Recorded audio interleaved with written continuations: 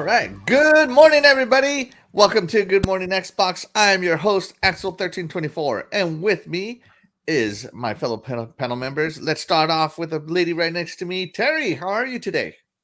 I am doing fantastic. I hope all is well, and we're going to have another great show for you guys today. Absolutely. Shaddai, how are you today? Hi, I'm back. How's everybody doing? Doing good. A change of scenery. Are you... I don't know. Are you like in an abandoned house? I mean, what's going on? The floor is like that. And Scribners, good morning. Morning. How you guys doing? Just got that fresh shave. Ready What to get shave? Yeah. Nice and shiny and clean. Got I'm it, ready got to it. get this show going. Let's go. Let's do it. All right. Let's check in with the chat real quick. We got Doggy Dog 420, my buddy from the Iconic Video Games Podcast, with us.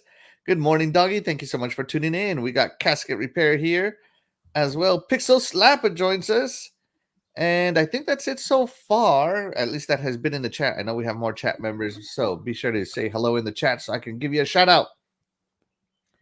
Okay, so overall, it was a busy week for gaming news. Not so much Xbox specific, but we are going to start off today with talking about Tomb Raider.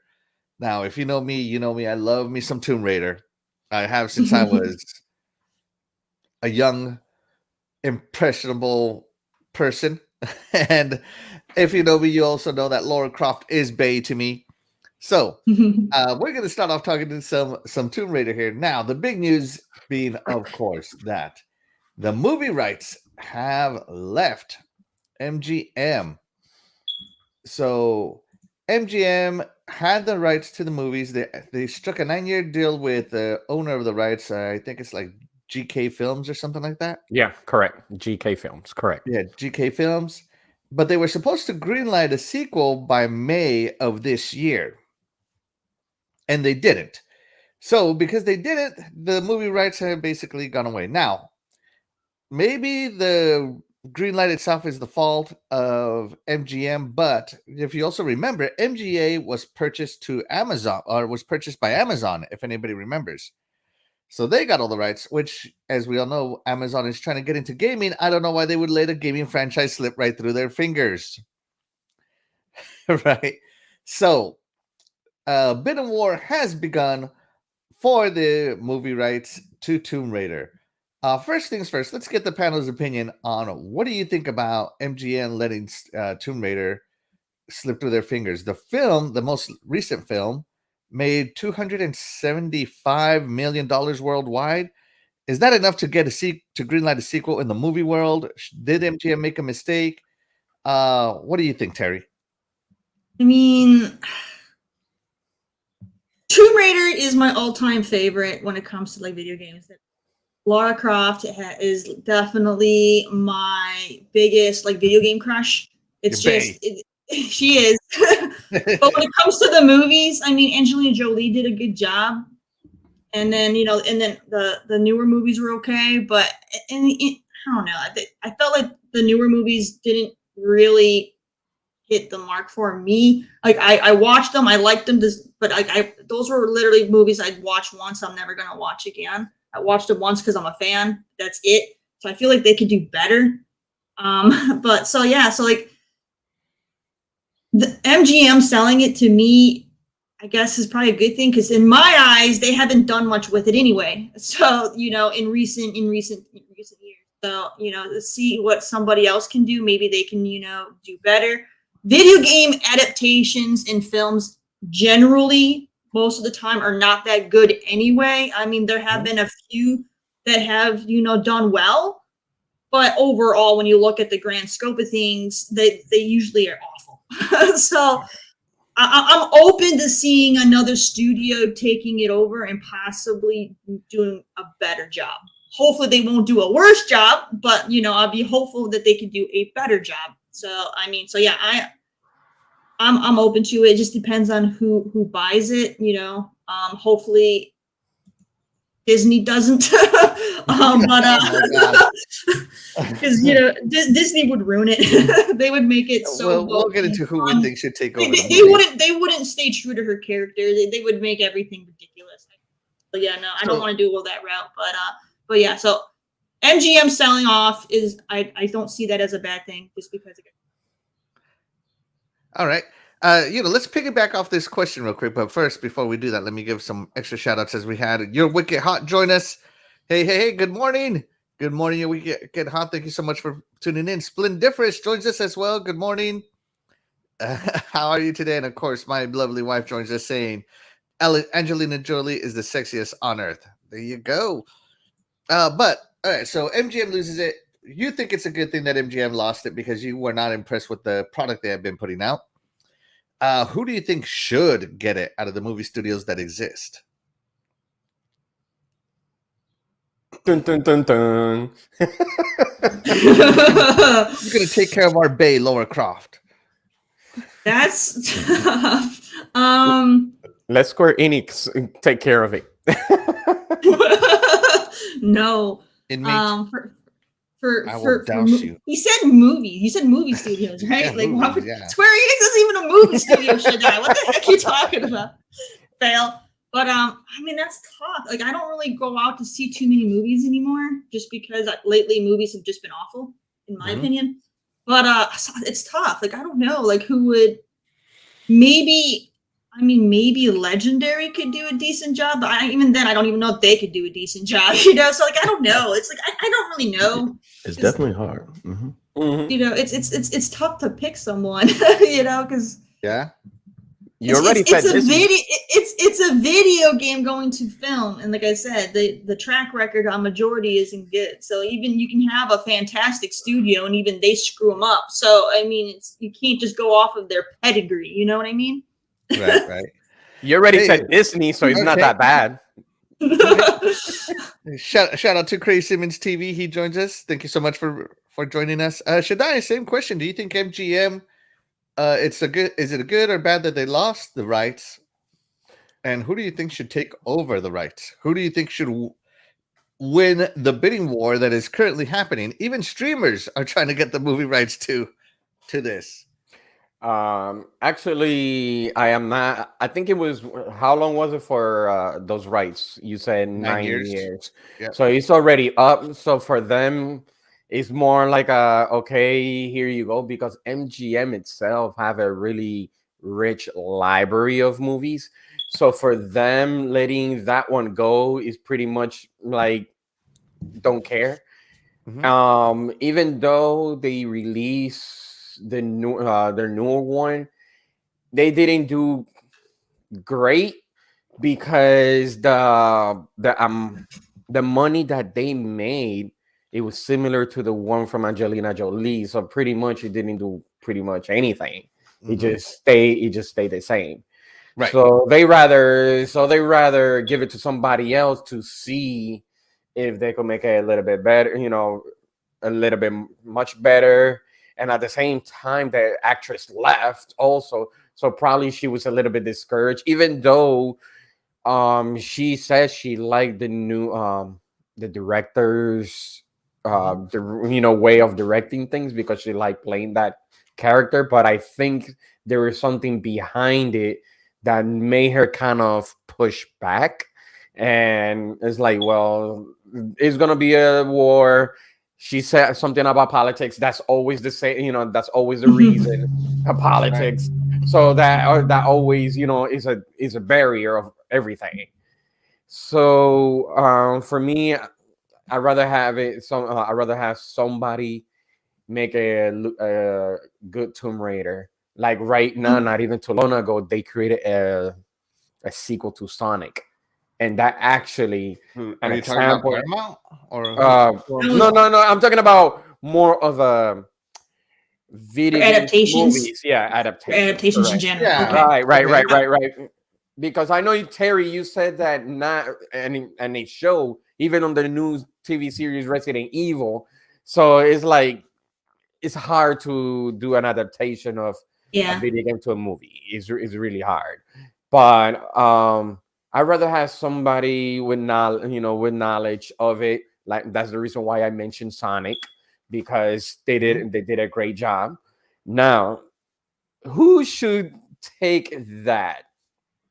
I'm gonna No, go tap in ahead, real Terry. quick. I'm gonna Go right tap in ahead. real quick because I had some more time to think about it. I'm gonna pick Universal Studios just because they have a big history Yeah. with action films. So I I feel like agree. if you want a good action film, I would go with Universal, possibly doing justice with it versus anybody else. So there's my pick. Universal Studios would That's be a my good. top That's a pick. good pick. That's a good pick. Okay. I have Universal I have a has the question for which I'm Monsterverse, gonna pick. so they could do some crossovers with Tomb Raider and the Monsterverse. No, they Well, tried that Tomb Raider and already. Dracula, Please, Tomb Raider and Frankenstein. Come on. they tried that with Hey, Tom they got Cruise Jurassic already. Park, right? And Tomb and they Raider shut already it had down. dinosaurs in you know what I mean? So they Well, could go not back up. the best crossover that they could do is pretty much Uncharted with Tomb Raider. So No, not bad. please don't do that. No. Yeah, they're the same. Mm. No, Uncharted wasn't made by Universal though. Uncharted was obviously made by Sony. Sony Pictures. Sony Pictures, yeah. Yeah, doesn't Sony own Columbia as well? Yes, Oh. and Universal too. And Universal too.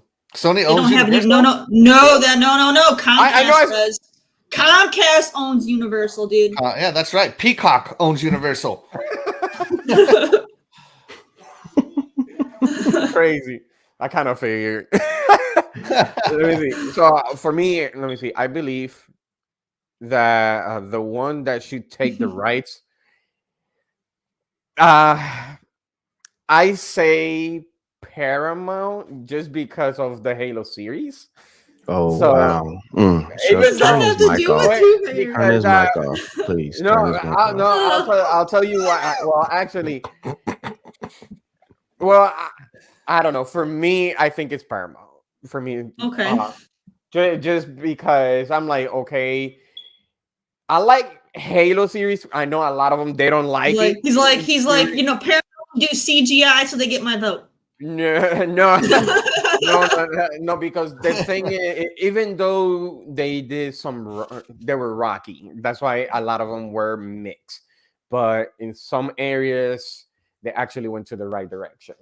So I'm just giving them a pass. But I was thinking Paramount. All right. So having and also since they have Paramount Plus. So it could be another addition to their streaming. So having Halo and Tomb Raider, it could benefit, in their favor for that one. Who's paying you, Shaddai? Who is paying you? It's nothing about paying. It's just Paramount. Also, they do have a rich history of making pretty good movies.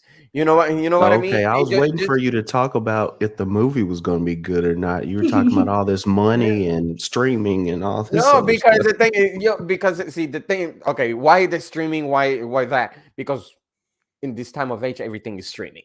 Especially Paramount right now is the first adaptation for a video game, which is Halo. So if they want to go that route and having a balance, to trying to, Netflix had Witcher. Yeah, exactly. Netflix doesn't do movies to the theaters. Well, who? Yeah, they do. They just do short releases. That's how they're getting them into the Oscars nominations, because they do small window releases. It's gonna sound kind of dumb, but sometimes companies like that, so they don't want to waste too much money compared to a movie theater. They'd rather do it on a streaming. So I wouldn't be surprised if they put it on a streaming, just make it accessible. Okay. So Paramount Plus is Shaddai's choice. Yep. Let's check in with the chat real quick. Dragonheart Yobi TV says, "Peace, love, live. Let's go." And Craig Simmons TV also joins us. Thank you so much for stopping by, Craig Simmons. Seems to be that Tomb Raider would be better suited to a series rather than a film. I agree. Yep, a lot of it is better as series, but we're talking about movies. What about is it on movies? But if it went series, my vote is Netflix. Just saying. Oh God, no. My vote would be HBO. No way, Netflix. That was my second option. I'm with you. That was actually my second option. But who should play Lara Croft? We're not there yet, should I? Hold on, man. You're jumping ahead, man. Yeah. Scrub didn't even topic. get his All right. time, man. Mike You're over muted. here Let's like, you go know on. what? All right, no. Scrub's not going to get a turn. We're just going to jump to the next part of the topic. sorry. But yes. I'm gone. I Scrubners. left. Scrubners, which Yep. studio do you think should take over the Tomb Raider movie rights? Tomb Raider movie rights. Because we're talking movie rights, I'm going to say WB. WB, okay. And because the new Lara Croft Tomb Raider movies have been a little bit more grittier, she's like actually taking people out, and she doesn't even hesitate. Half of it ain't even about the stealth anymore. It's about getting a little stealth and then taking the person out with an arrow to the neck or whatever. So because of that, I need somebody that's going to do a more gritty show. Somebody that's going to show more higher stakes than just let's laugh and play and have a good time kind of thing. Yeah. So because of that, that's why I'm thinking more of WB, especially when we've seen the Batman, we've seen the last Joker movie. If they can get somebody who can do a good story, and I'm not saying turn Lara Croft into some big time edgelord and she's just killing people just for the fun of it, but I don't want a bubblegum video game where there are no stakes. You never feel like the protagonist is in danger or anything of that nature. So Right. what the last two movies that they have done, which have some video game references and different things of that nature with the Batman franchise, I would like to see that being done. Figure out who can do a good story, because it's all about the story in the end. If you don't have good writers, a good actor or a great actress, yes, we definitely want that. But if the story is horrible, a great actress can't overcome that. So hopefully, if WB was actually to take this on, I think they could do a good job on it. The All right. only downside I can see for WB taking on the films is they would then want to spin it into a TV series, and then it would get put on the CW, and it would be that quality.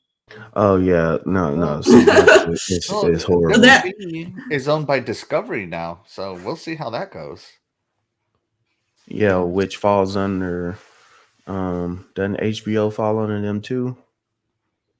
Yeah. That's to me the HBO WB Max. is the biggest reason why I subscribe to HBO. I love HBO. HBO Max. There If you it go. went to HBO, then that would be good. My only concern, because Warner Brothers and CBS have like joint ownership of the CW, so like I wouldn't want that. No, you can't put that on. Dave, I think The Flash is the only one that was doing any kind of numbers, and CW has canceled all of their hero shows, even The Flash. Yeah, the Arrowverse is gone. That's true. Yeah, their Arrowverse is totally gone. So I think if they would do anything that deserves the high-end money, not Game of Thrones money, but you can see like they do Westworld and all these other shows. They're actually doing what A Last of Us on HBO Max. So if they can do a gritty, down to earth, in the trenches kind of show on HBO Max, I can see why they could go there as well. So he chose the difference is Disney Plus. I'm going to highly disagree with Tomb Raider on Disney Plus because I don't want episode 4 to be the flashback episode. Okay, so on every series, and it can be 6 episodes. Yeah. Disney Plus, there's no on-screen violence in Disney. Like, don't get me wrong. Like, you see people get shot and fall down and stuff, but you don't see blood splatter everywhere on Disney Plus. And I think Lara Croft needs more violence. And shout out to God, man. She's pretty violent. She's pretty violent. So yeah, it needs the violence. That's right. And Jesse Darby joins us. Thank you so much, Jesse Darby. Thank you so much. All right. I think it's my turn, and I am gonna agree 100% though with Splin Difference when he says Lionsgate. I think Lionsgate should take over Tomb Raider because Lionsgate has John Wick, and look how epic John Wick came out.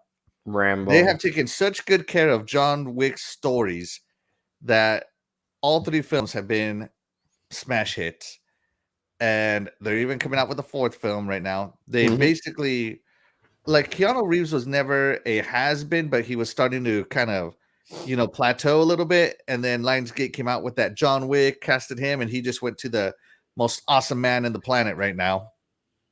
I got a question though. Yeah. I'm gonna let you finish. Okay, Kanye, what do you got? But John Wick story is you shot my dog. Yeah. Now I'm gonna kill all of you. You got to have a better story than that for Tomb Raider, though. Why do you hate dogs? I love dogs, but I'm just saying. I mean, the plot of the story. John Wick is so popular because he runs around and shoots everybody and punches and does some stuff with swords. People like to see explosions. Yeah. I mean, Tomb Raider's main core story. Tomb Raider's main core story always revolves around her father. Yeah. Which leads her to go on all her expeditions. Yes, and the lore of whatever she's searching for, the background history of wherever she's going, it kind of. I'm not saying they can't do it. All you got to do is, like I said, have somebody who can tell the story well. But I wouldn't say because of John Wick. And that's it. Well, just because they're killing the dog. Enjoy John Wick's motivation. Everybody has their tipping point. John Wick was in mourning, and somebody just pushed him over the edge by killing his dog. So there you go. And taking his car. I mean, come on, your car and your dog. It's starting to sound like a bad country song right there. All right. So no, it would be the truck and the dog. That's right. The truck and the dog. That's right. That's right. But no, I think Lionsgate would do fantastic. They've done other hero movies as well. I think they did the Hellboy series. I think they did that as well, didn't they? I personally like the Hellboy series. I thought they were done very good. But what do I know about Hellboy? I don't read the comics. I just saw the movies, and I thought they were pretty good. And again, the actor that they chose to play Hellboy was spot on. Yeah, they did a great job with that. Right. See, I hadn't watched the last one with David Harbour. I hadn't seen that one yet. Right. And, when they did John Wick, they cast Keanu Reeves, who was the perfect person for that role. So I have a lot of trust in Lionsgate getting outside IPs correct. So yeah, that's my choice. Lionsgate Entertainment, FTW, for the win. So yeah. Split Difference says, don't make my girl out to be Kitamanda from Mortal Kombat. Yeah, she needs blood everywhere. She needs to slice some people, slice some throats. I want to see Bill style when she slices some throat. The blood just goes everywhere, over exaggerated. Wow. Like the Crazy 88s fight. Yeah, the Crazy 88s fight. That's right. Let's check in real quick with some of the chat. Jason Max drops in, as always, saying, just remember, Xbox is number one. They definitely are in my heart. So my other Iconic Video Games Podcast panel members here. Princess Zelda. Good morning, Princess Zelda. Thank you so much. General Spartan says the R-rated Hellboy movie was bloody. Exactly. Yeah. All right. So now that we have our studios in, so I went with Lionsgate. Terry, you went with Universal. Shaddai went with Paramount. And Scrubnurse went with WB. That's right. Who should your studio cast as the next Tomb Raider? Terry. All right. So I picked 2 individuals. I picked someone who could do. You can't hire the Tomb Raider and her stunt double. Only the Tomb Raider. I picked 2 people for good reason. Let me explain. Dang it. I picked 2 people because depending on which part of the timeline they want to go on, if they want to start with a younger Lara or a more older, mature Lara, I picked 2 different people based on how where in her lifespan we're going to do the films in. Okay. Right. Okay. Because you can't have young Lara forever. Okay, she's gonna grow up. So I'm gonna share this so we can kind of so you guys can kind of. All right. So the first pick is I'm gonna butcher her name. It's very Greek. Marie Avgeropoulos. Okay, she was in The 100. She also was in Percy Jackson, The Lightning Thief. This is a picture of her playing her character Octavia in The 100, which is why I wanted to show this, because otherwise all her photos, you're gonna find her glam shots. You're gonna think now she's too much of a Hollywood hottie to, do it. I want you guys to see that she is capable of doing action and being dirty and gritty, just like Laura would be. She looked like Hellblade. So no, she definitely looks like a Viking here to me. So her role in this show, she was literally, carving people up. So if you want, a violent, gritty, character, she can do that. So I think she looks the part, and she did a really good job in the shows that she did. And so yeah, I definitely support Marie doing it. The only thing is if people are hell-bent on the British accent, she is Canadian, so she would have to, adopt the British accent for the role if people want to go for more authentic. But like I was saying before the show, Angelina Jolie didn't do that, so we shouldn't have to hold everybody else to a higher standard when Angelina Jolie just played Angelina Jolie. So, you know what I mean? So, I mean, yeah, I think she'd be fantastic. I think she'd be fantastic for the role for a younger Lara. And then my pick for an older Lara would be Jamie Murray. And picture of Jamie Murray. She was in my favorite sci-fi show of all time that isn't Star Trek, Warehouse 13. And she also was in Spartacus Gods of the Arena. You guys remember that very violent TV series? I love Spartacus on Showtime. She was a huge role in that show. Yeah, she was. So she's got amazing talent, and she's British. So if you guys, anybody out there who wants to, tick off, the check of, them being British, she is British, and she can do action. She can do pretty much everything. So I think she would do a fantastic job as an older Lara Croft. So there you go, older Laura, young Laura, older Laura. I love it. All right, chat. Let's check in with the chat, see what they say. Jason Max says that Coolcat Terri should play Lara Croft. No. Splendiferous thinks that Scarlett Johansson. It's done. Yeah, if it was 10 years ago, I'd 100% agree with you, Splendiferous. For me personally, because I think Scarlett Johansson is a fantastic actress, and yeah, I think she would be great. But Splendiferous loves your pick I love her. She's talking about Scarlett. Yes. Let's see. Okay, Shaddai, who do you think should play Laura? I think should be Daisy Ridley from the Star Wars. She's a really good actress. Ridley from Star Wars? Yeah, she did. Is she the lady that got banned? No, banned from what? I'm thinking about that. She's the one who did Star Wars: The Force Awakens. Let me see. See, that's why she doesn't need to play it. If you can't remember who the main character of the Star Wars trilogy new one is, she should be playing. I thought you were talking about Star Wars on sorry, for some reason I was thinking Star Wars on Disney Plus, the series. No. I'm talking about okay, I know who you're talking about. Yeah, Rey. Yes, that is correct. So she is actually perfect for that, especially. Yes, I understand where Terry's coming from. He shouldn't be younger, but if they see the Tomb Raider, like to a whole different level, might as well just start from younger to older.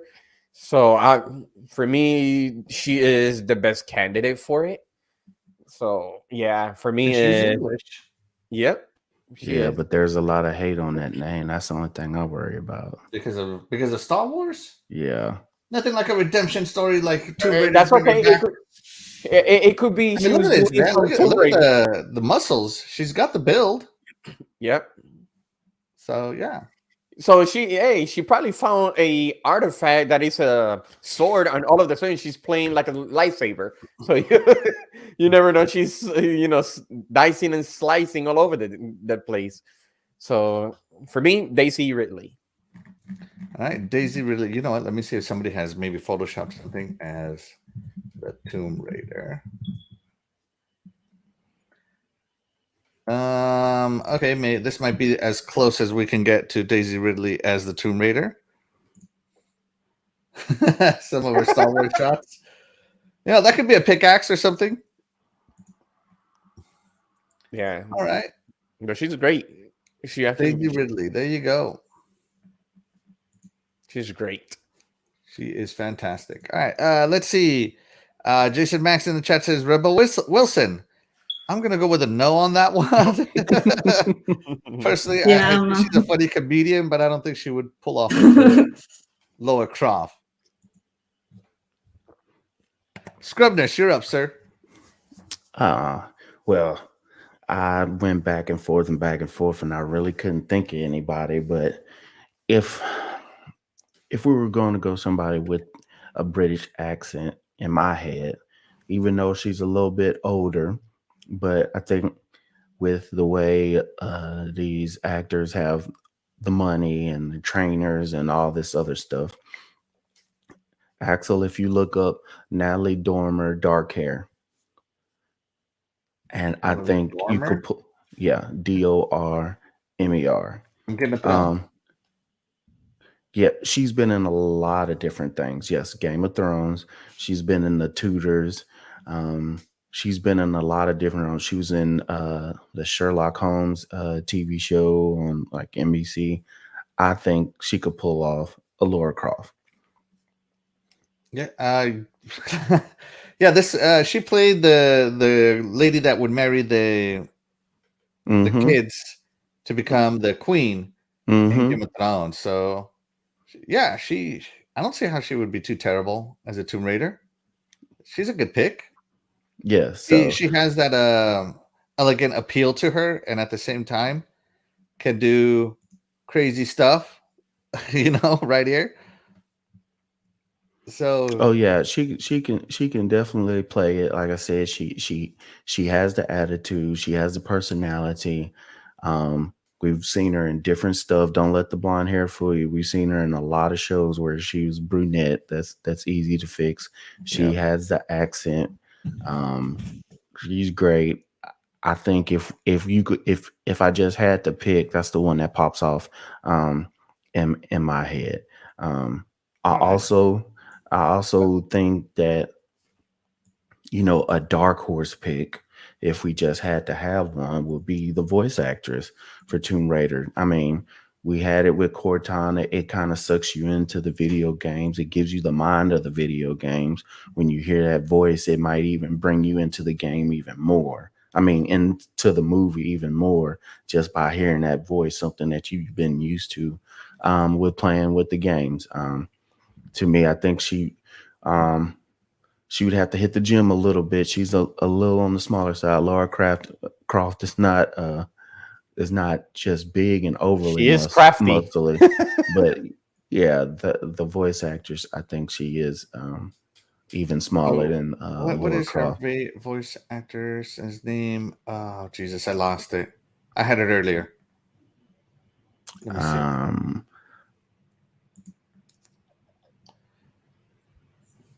I had her earlier. It's gonna take me a while to get her back. Here, let me look. Camilla Lunnington. There we go. Right? Yeah. It's Camilla Lunnington. That is her name. So Camilla Lunnington. I don't know why I suddenly forgot her name. I had her. I was like, I had it pulled up even. I guess I must have closed it. And like I said, love the voice. She knows how to do. In the games, all those all those different falls, all those different deaths that happen in the game, she had to motion capture all of that as well. So I think she'll be used to doing some of the training that will be needed for the movie as well. So, I mean, we know that most of the stunts are going to be done by a stunt actress anyway. Yeah, stunt double. Yeah, she just needs to look the part and have the chops. I don't know if she's done any acting in front of the camera, but Looks like one of the actors from Grey's Anatomy, honestly.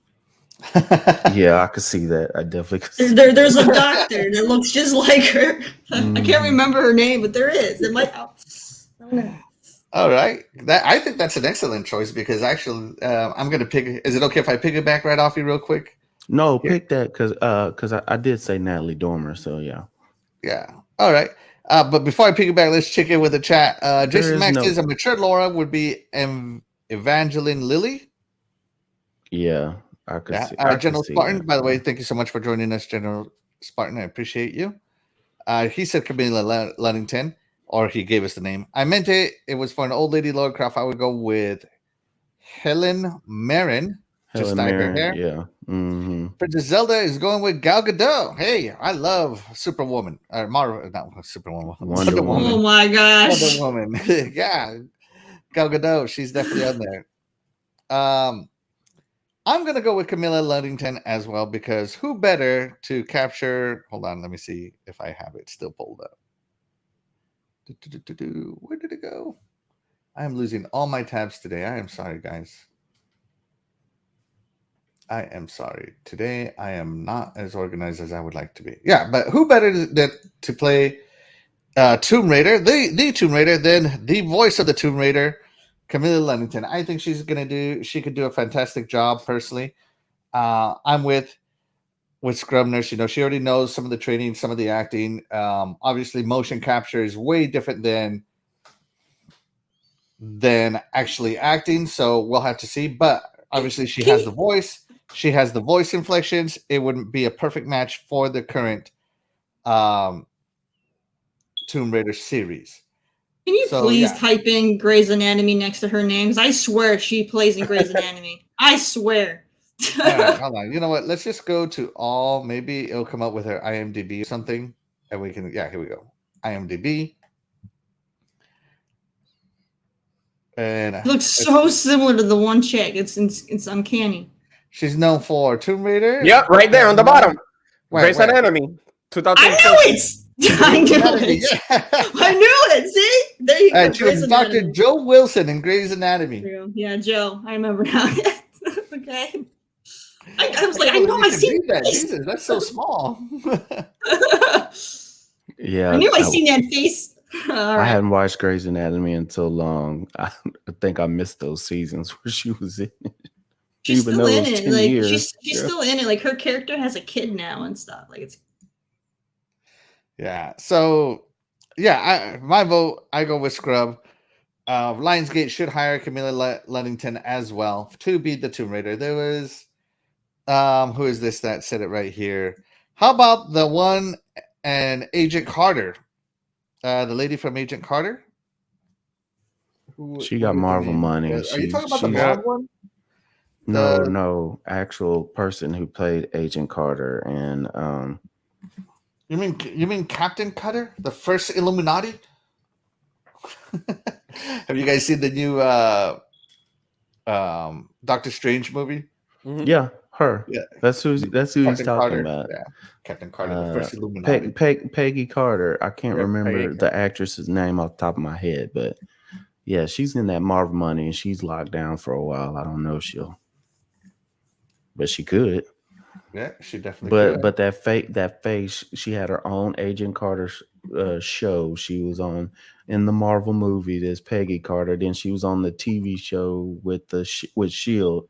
I don't know if folks will be able to disassociate that face and not see her when they're seeing her on the screen as Lara Croft. I don't know. Okay. There was another actress I wanted to mention. My runner-up would be Lindsey Fonseca. Anybody know where she's from? So Lindsey Fonseca, if you watch How I Met Your Mother, Lindsey Fonseca played the daughter in the cameos of How I Met Your Daughter. or How I Met Your Mother, blah blah blah. I'm all over the place today. I think she has the look. Personally, I think she has the Tomb Raider structure, if you will. So this is Lindsey Fonseca. I think she would be also a good pick for the new Tomb Raider. So there you go, chat. Let us know who you think. A lot of people are saying that they want Peggy Carter. Fastback, thank you so much for joining us. Sir X-Man, thank you so much for joining us as well. You guys are awesome. And Jesse Darby says, yeah. Eternal Shaddai, Jessica Alba, no. No, I agree. No. Why do you always have these takes just to make us react to that? Some people just want to see the world burn. Yeah, obviously. I think it's because he's in prison. He's like, I got nothing left to lose. All right, and that's gonna do it for our first topic of Tomb Raider, guys. Kind of video game related, kind of not, but it is what it is with that Tomb Raider stuff. Terry, are you ready? All right. Yes. All right, here we go, guys. So let's get ready for Terry. Oh, here we go. Hold on. How about the actress from Winona Earp? I thought about her and I don't see it. I have no idea who she is. Winona Earp was a good show, but no, I don't see her in it. Like they had her cameo recently in the new Star Trek show, and yeah, can't see her as Lara Croft. All right. And Gogo Poe joins us. The girl in gray, man. Recently forgot her name. The girl in gray, man. Well, I think I know. Oh yeah, I know you're talking. The one that should be driving crazy with whatever. Ana de Armas. Yeah, Ana de Armas. Yeah. Yeah. She's her being in that movie proves she can do action. So yes, possibly. Yes. Man, now I'm gonna have to watch it. I don't know who that is. All right. So you've seen her in Blade Runner 2077. I mean, yeah. The one on the life size, anamorphic woman on the wall who she bends down and asks, "How are you doing?" With the blue wig. The robot that's made to make you love her. Yeah, that's her. Yeah, okay. I see what you're saying. Okay. All right. That's gonna do it. And yeah, I think she would be pretty good, but I haven't seen her do action scenes. That's gonna do it for that topic, guys. Was she in Iron Fist? I'm unsure. All right, let's move on. Terry, we're gonna move on to your indie spotlight.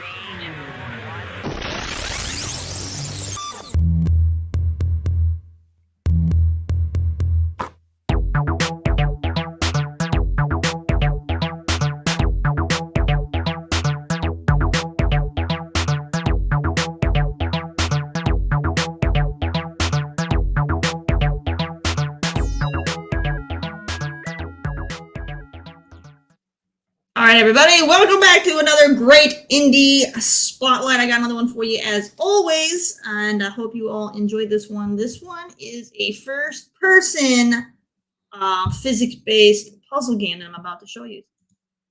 Out! Here we go.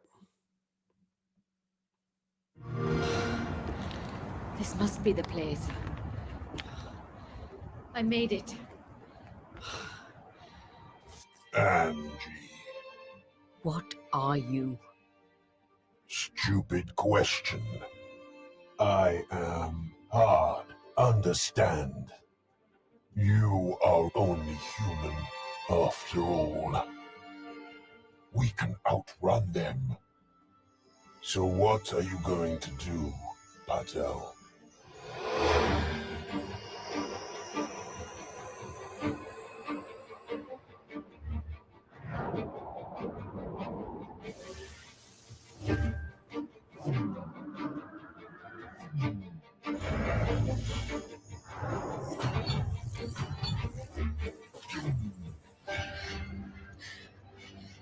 Already.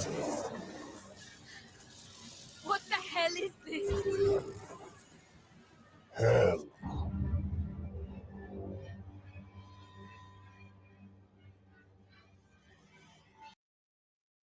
All right, so this is Relicta. It's made by Raven's Court, and like I said, it's a puzzle game where you play as a physicist who is stranded on a derelict moon base, and you have to uncover the secret that's happening here, and at the same time, to find the truth, you might end up, the character might end up, potentially losing her daughter in the process. So things get tricky. So if you're into puzzle games like I am, go ahead and check this one out. It's on PC, PlayStation, and Xbox, and Stadia. It's $20. It is on sale right now on Steam for $4. For those of you that are PC gamers, you can go ahead and get it super cheap right now. And yeah, the whole guise of like the game is that it's like I said, it's physics based, so you're going to be playing around with magnetism and gravity to make your way through the game. Yeah. All right, fantastic! Another fantastic choice by Coolcat Terri. Okay. Yeah, the puzzle games. I recently started playing a puzzle game, and I got to tell you, I am not into puzzle games right now. At this moment, I'm giving puzzle games a rest, personally. But that doesn't mean you should give it a rest, chat. If this looks like your kind of indie game, you should definitely check it out. All right. And again, guys, if you're liking the content, if you're liking the show, be sure to like, subscribe, and share the show out with a friend. It really helps us out a lot. We really appreciate it. And let's move on to GTA 6. Now, GTA 6 recently made the news. So Jason Schreier, whatever, from Bloomberg made an article about Rockstar and how they're changing their culture, so forth and so on, right? And the main point of the article was about, hey, look at all the improvements Rockstar has made, all the things that they're doing. They've let go of some managers. They're not requiring mandatory overtime, so on and so on. But, of course, he threw something in there saying that GTA 6 is going to feature a Latina female protagonist. And of course, that's what everybody on social media went crazy about. People did not like it. And they said that because it's going to feature a Latina main protagonist, GTA 6 of all video game franchises, somehow going woke. And it will be unsuccessful, according to what people are saying. People like Laverne Spicer, who is, she is a politician saying that GTA 6 is going woke and they'll also go broke. So people are hanging on to this, but I don't know about that. Because people are stupid. What do you guys think? So once again, let's go with GTA. What all have you been able to do GTA? This is the series where you've been able to pay hookers to get your life bar back, right? So, and then you can run them over to get your money back at the same time. They also featured African American protagonists, really cool ones, in my opinion. They had a gay GTA, with the ballad of Tony, gay Tony, or something. I think it's like called that. Gay Tony. It's literally called the Ballad of Gay Tony, right? They've had shootouts in places you shouldn't have shootouts. You can take tanks. I mean, GTA has always been in the news because of its anti-cop structure. But for someone to say it's gonna go woke, and much less say it's gonna go broke, you're kind of delusional. No, people can't read. People can't read. That's the problem. People cannot read. Okay. You can choose a Latina character as one of two characters to play the game. They're basing it off a Bonnie and Clyde style story. So either you can play a man and then have a Bonnie type character with you, or you could play Yeah. the woman and have a Clyde type character. If this was such a problem, why is everybody giving all the praise to Assassin's Creed?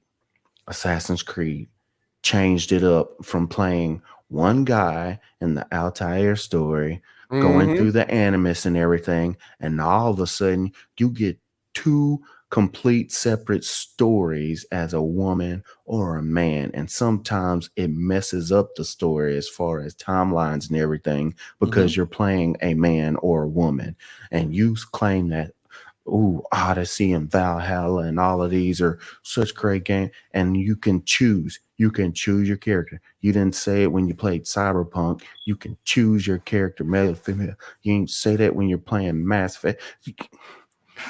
I can go on so many freaking games right now of where you can choose to play a male or a female. But because the female is going to be on the cover of the game, which there's usually a female on most of the covers because they're trying to drag you into the game anyway, why are you freaking out now? People are dumb. They read the headline and they go, "Oh my God." Stop. Just stop. If you want to play a dude because you have to be a dude, you can play as a guy. Shut up. This is not affecting you. It's not going to affect the gameplay. It's not going to affect the story. Also, people, there are other people that play this game that are female. Why can't they have somebody that they can play You didn't freak out and say you'll never play another Metroid game after you found. Oh, is that a spoiler? I'm sorry. Yeah. I mean, how many games are you gonna play? I mean, we just finished talking about Tomb Raider.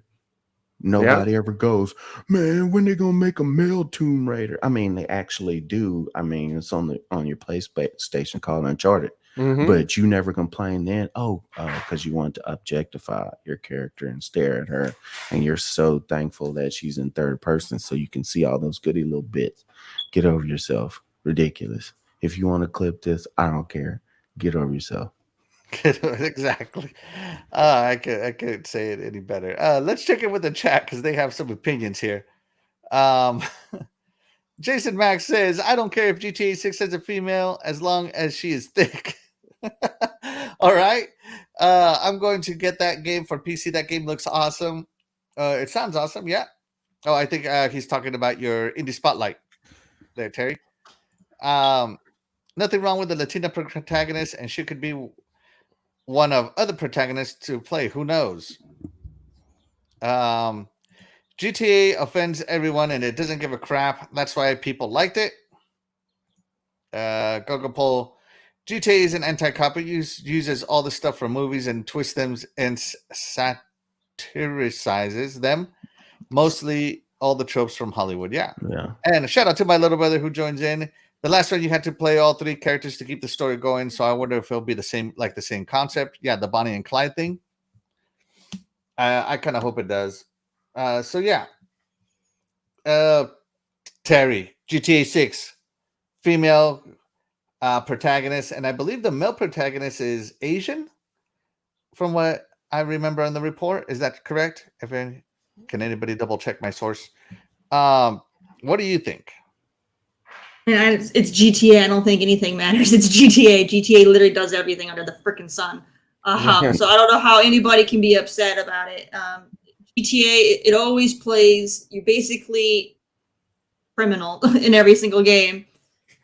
So I mean, a criminal can be anyone. There's no rule saying that only a certain culture and a certain gender can be a criminal. So I mean, make it anybody they want to make it, and in the end, it doesn't matter because you all know majority of these people are going to be playing the online more than the freaking storyline anyway, and you can literally make your own character and do whatever the heck you want anyway. So why throw all this fuss over a campaign that, like I said, most people are going to play it the one time and then they're going to spend countless hours screwing around on the online side.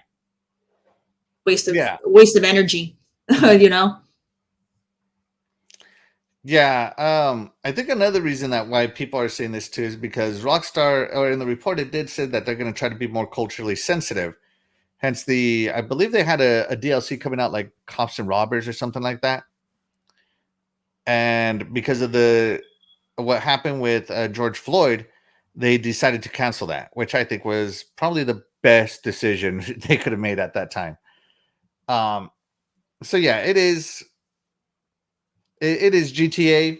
Shaddai, what do you think? GTA, do you think Rockstar is going to hold back because they're using a female Latina protagonist? Me, I really don't care about GTA because it never caught my interest. Oh no. So, yeah, I tried San Andreas and I just left it there since then. But nowadays we have to remember that they're trying to be as diverse as it can be. So for people to get upset that it's gonna be a Latina protagonist, for me, is still GTA. So it doesn't change my opinion, other than as long as it gives me the option with a frying pan and a flip flops. You know how Latinas are; they like to swing all those things. Whoa. La chancla. Yeah, la chancla. No, but other than that, I really don't care because it's GTA and Rockstar. When it comes to GTA, they put their heart and soul on that thing, and also they're really known for anything that is controversial. Look at Bully. So you know, so for me, it does not change the narrative. I don't know why people are so sensitive about it. And I'm going to use another one, even though they use Tomb Raider. Far Cry 6 is another female protagonist. And look how good it came out. So for me, it does not change anything. So it just people doesn't know how to adapt to changes. That's pretty much it. They're looking for excuses and all that. You know, time is changing. Now everything is pretty much diverse. So, and plus, and I know you mentioned about an Asian guy probably playing as a second character. Hey, China Wars. That was Asian. Yeah, China Wars on the 3D. Is it the PSP. Advance?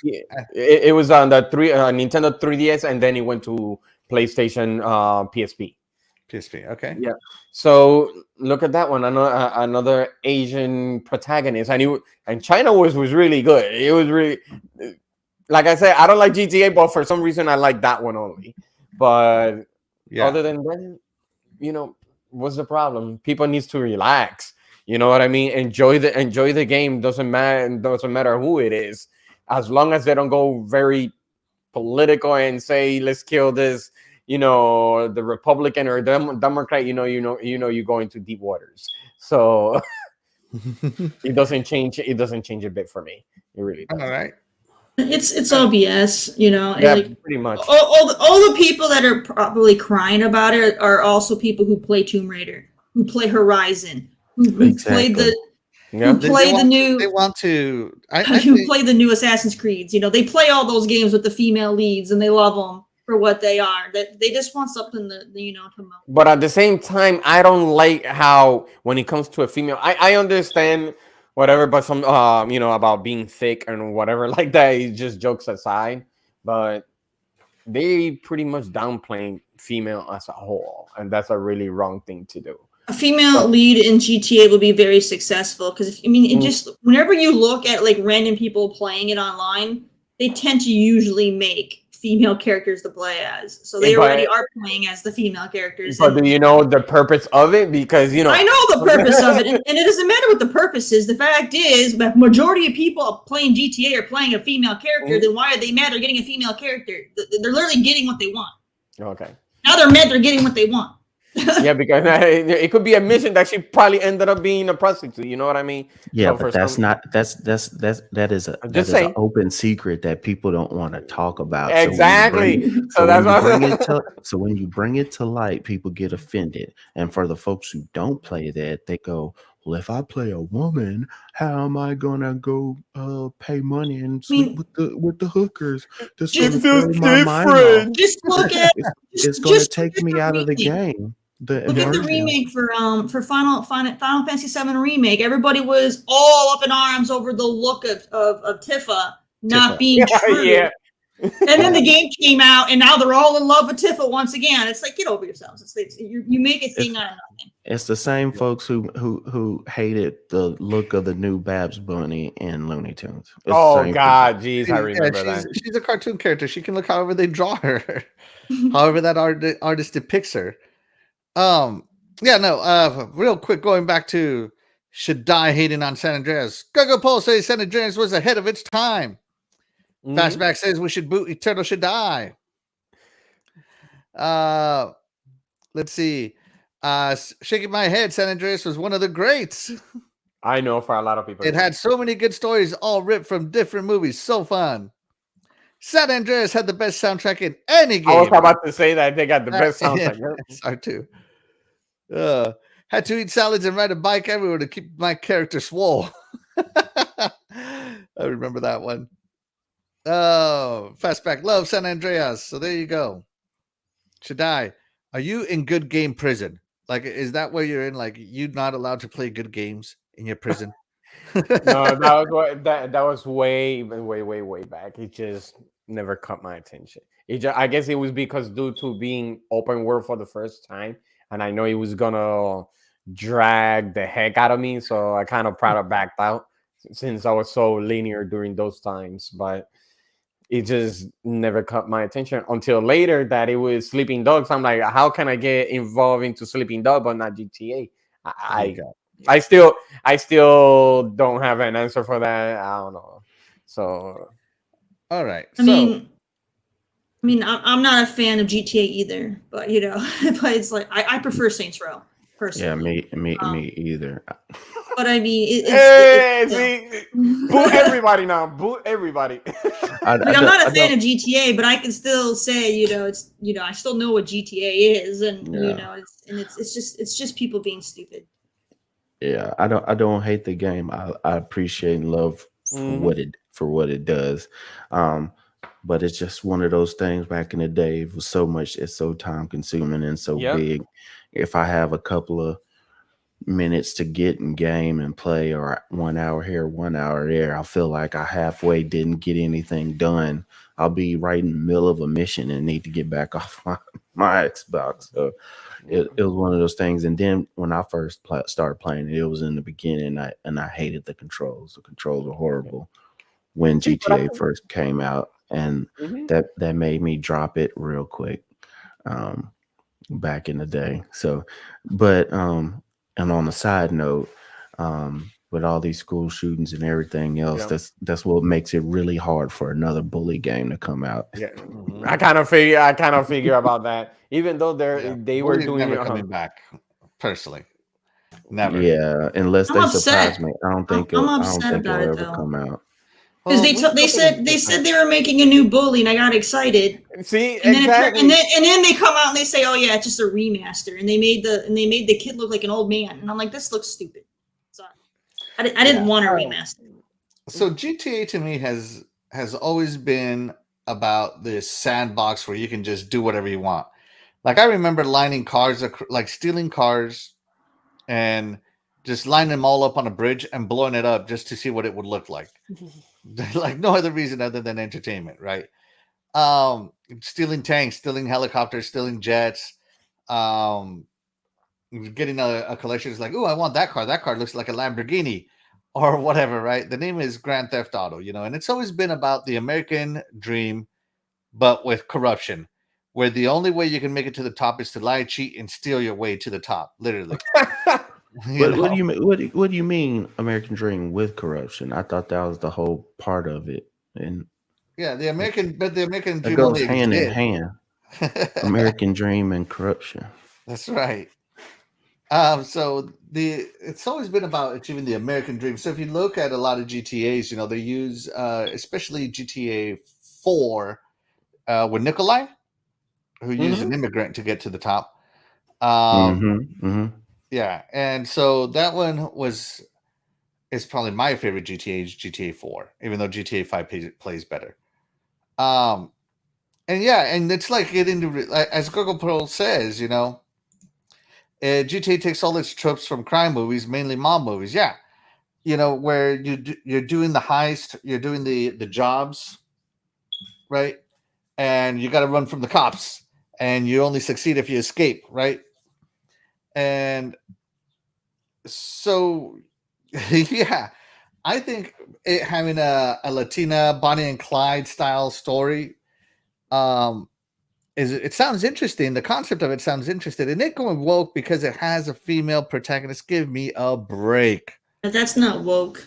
That is, I don't even know what the word woke means nowadays, because woke basically means anything I don't like. That's exactly right. Anything I don't like. That's exactly right. And so it just goes to show that if you're saying that GTA 6 is going to go woke, then you must not like female protagonist in violent general. Like when you talk about like Tomb Raider and Assassin's Creed, or Samus from Nintendo, all these females play the heroines. They play their role pretty straight. They're either forced to do it, or it's part of their job to do it, right? Whereas in GTA 6, it's not really your job to be a protagonist. You just kind of are trying to make it, and by kind of any means necessary. And it's that any means necessary that I think might be offensive to some people who are against a female protagonist, because now she's going to do whatever means necessary to make it to the top, right? But I don't see anything wrong with it, because it's more reflective of real life. Like I'm not going to say it's more reflective to real life. That's the wrong words to say here. It's female characters in video games don't have to be on the straight and narrow. Like, I'm the hero because I'm doing heroic things. It could be like, I'm the hero because, well, that's just the way that I'm choosing to go about it. And that's what GTA has always been about, is to choose how you go about things, how you go about playing the game. Like, there's missions, yeah, and you got to do the missions a certain way, use certain guns, get certain things, blah, blah, blah. But outside of the missions in between, you get to do whatever the heck you want. Mm-hmm. You get to cause all the chaos you want using that Rage engine, the Rockstar Advanced Game Engine, and just throw those funny physics everywhere and just have a good time laughing about it. So, yeah, I think that this whole GTA has gone woke is a bunch of crap. GTA has had a male lead for 20 years. And I guess now that they're about to have a female lead, and the first time in 20 years, everybody who grew up with it just can't accept it. Mm-hmm. Which, in truth, exactly, has always been about just having fun. And that's really what it comes down to. Like, they made the sandbox perfection in GTA. And that's what it's all. And the sandbox, the gaming sandbox, is do what you want. It's that whole what if. Oh, yeah, you can do it. What if I do this? Well, what if I line up a bunch of cars on a bridge and blow them up? What happens? Well, let's find out. It's that whole what if about it. Let's see, Splendiferous. Axel, so this is what you would do if you could get away with it, right, Axel? I mean, everybody else seems to get away with it. They figured it out. I'm just kidding, guys. I'm just kidding. I'm not like that. So yeah. That's my opinion on it, on GTA going woke. I think people who are saying it just are, something happened that they don't like for whatever reason, whether they don't like the role that the female will have to play, or they just don't like female protagonists replacing what has traditionally been male protagonists in video games. Whatever it is, it's not woke. Not in the slightest. Not in a game like GTA, where you can literally do almost anything you can imagine in the game world. So yeah, there you go, guys. With that being said, Scrumners, are there anything? I know that the Xbox sale is still going on, but is there anything that you would like to discuss on Xbox or Game Pass this week? Not really. I know as Dust Falls came out, I know that was a game that a lot of people were talking about. We've even talked on the show because we were saying about how much they were showing it in the game showcase. but a lot of people have been getting out saying they're liking, they've been enjoying it. So It's good. yeah. So if this is something that you guys are interested in, please check it out, see what it is.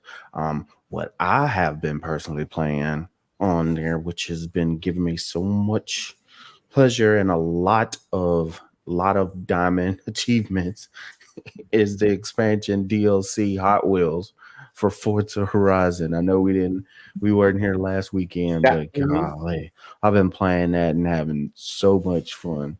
I know you got to pay for it. Some people are like, I'm not paying anything for a game. Well, yeah, you weren't paying anything for Forza if you had Game Pass. You just had your regular subscription. So if you're on the fence about it and you're hearing people talk about the game and you want to check it out, please do. It is a lot of fun. It's not one of those DLCs where you sit down and in 6 hours you finish. That's not happening. The map looks huge on that DLC. It's a Dude, large it's massive. map. It's a large map, and it's different now. It's not just do the dirt races. Okay, do the road races. All right. Now we're gonna do this kind of races. It has levels. You can't even drive the fastest cars that are going 200 plus miles an hour. You have to win certain races. You have to qualify this, beat this race in this time and this thing. Do this circuit. It moves you up to the next level, then to the they next added a level. progression system. Yes. So it brings it out, and I wouldn't say drag it out longer, but it makes it where the DLC lasts longer. And especially when you get to the expert level, there are some people who have totally finished the DLC. I don't know what else they've been doing with their life for the last week or so, 2 weeks. So, because at expert level, you have to pretty much do everything just to finish that expert level and to unlock like the Goliath on the DLC. So it's a lot of time.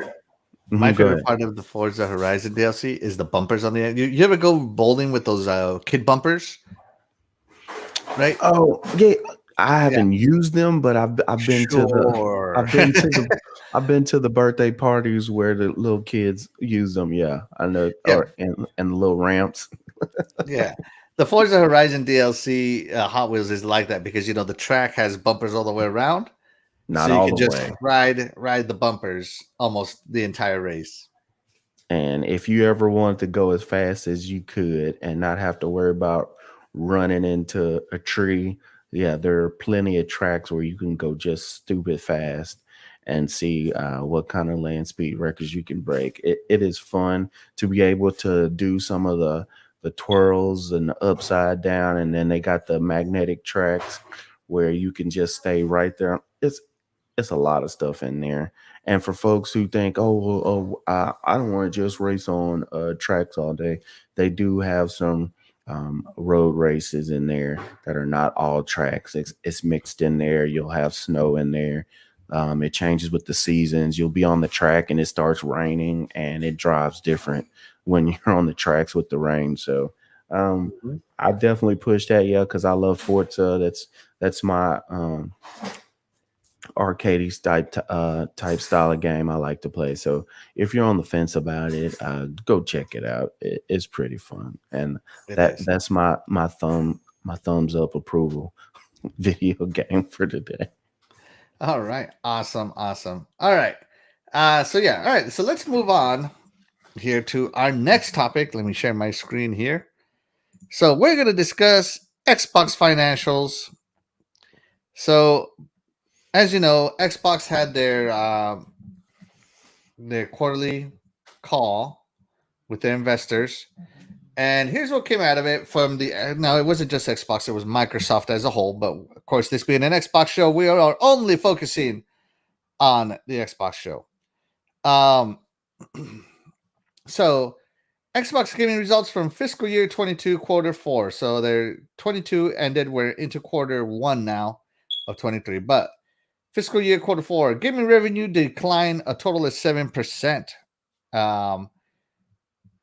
down from 5%. Content and services revenue declined 6% due to lower engagement hours and monetization in third and first party content. So this is your people spending money on your Fortnite skins, your season passes, things of that nature. Xbox revenue hardware declined 11%, even though they basically have been the top selling console for 3 quarters in a row. And Game Pass subscribers continue to grow. So last count we had was 23 million official for the Game Pass. Yeah. Or was it officially? Yeah, around there. So it was like roughly 25 million, I think, was the last official count. So they're still growing. But all of this comes in offset by its Game Pass subscriptions. So Game Pass, even though everything is down, Game Pass subscriptions has kept Xbox up. And they're only down with the exception of hardware revenue in the single digits. But it's not all terrible news. The COVID lockdowns ended. People went back to work. The recession is hitting. People aren't buying as much unnecessary things as usual. What do you think about this news, Terry? We're going to financial advisor Terry. I'm not no financial advisor, but I feel like that's going to be expected. There's always going to be highs and lows in the quarters based on when. Good to see that. It's good. It's good to see that the Game Pass subscribers continue to go up, and because I remember people were, the haters were going on about how it's not good for gaming and how it's a bad deal and no one's going to buy it. But yeah, here we show that people are still buying it. So that's good to see that. And, but yeah, I think it's good, it's good stuff. It's not like we're not seeing huge, declines anywhere. There's going to be, like I said, there's ups and downs in business all the time. And as soon as the holidays, we're getting closer to the holiday season. So we should start seeing more inclines again. Yeah, it's just it's just how the market goes. Yeah, there hasn't really been any first party offerings, really blockbuster offerings outside of Elden Ring this year.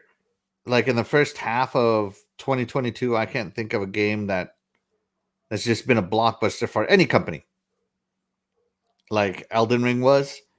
So, of course, all that revenue is down because all that Elden Ring money went to Bandai Namco and FromSoft. Scrub Nurse, what do you think? Is this good, bad, and should Xbox be worried? No, this was actually a great quarter, and this is not me trying to spin.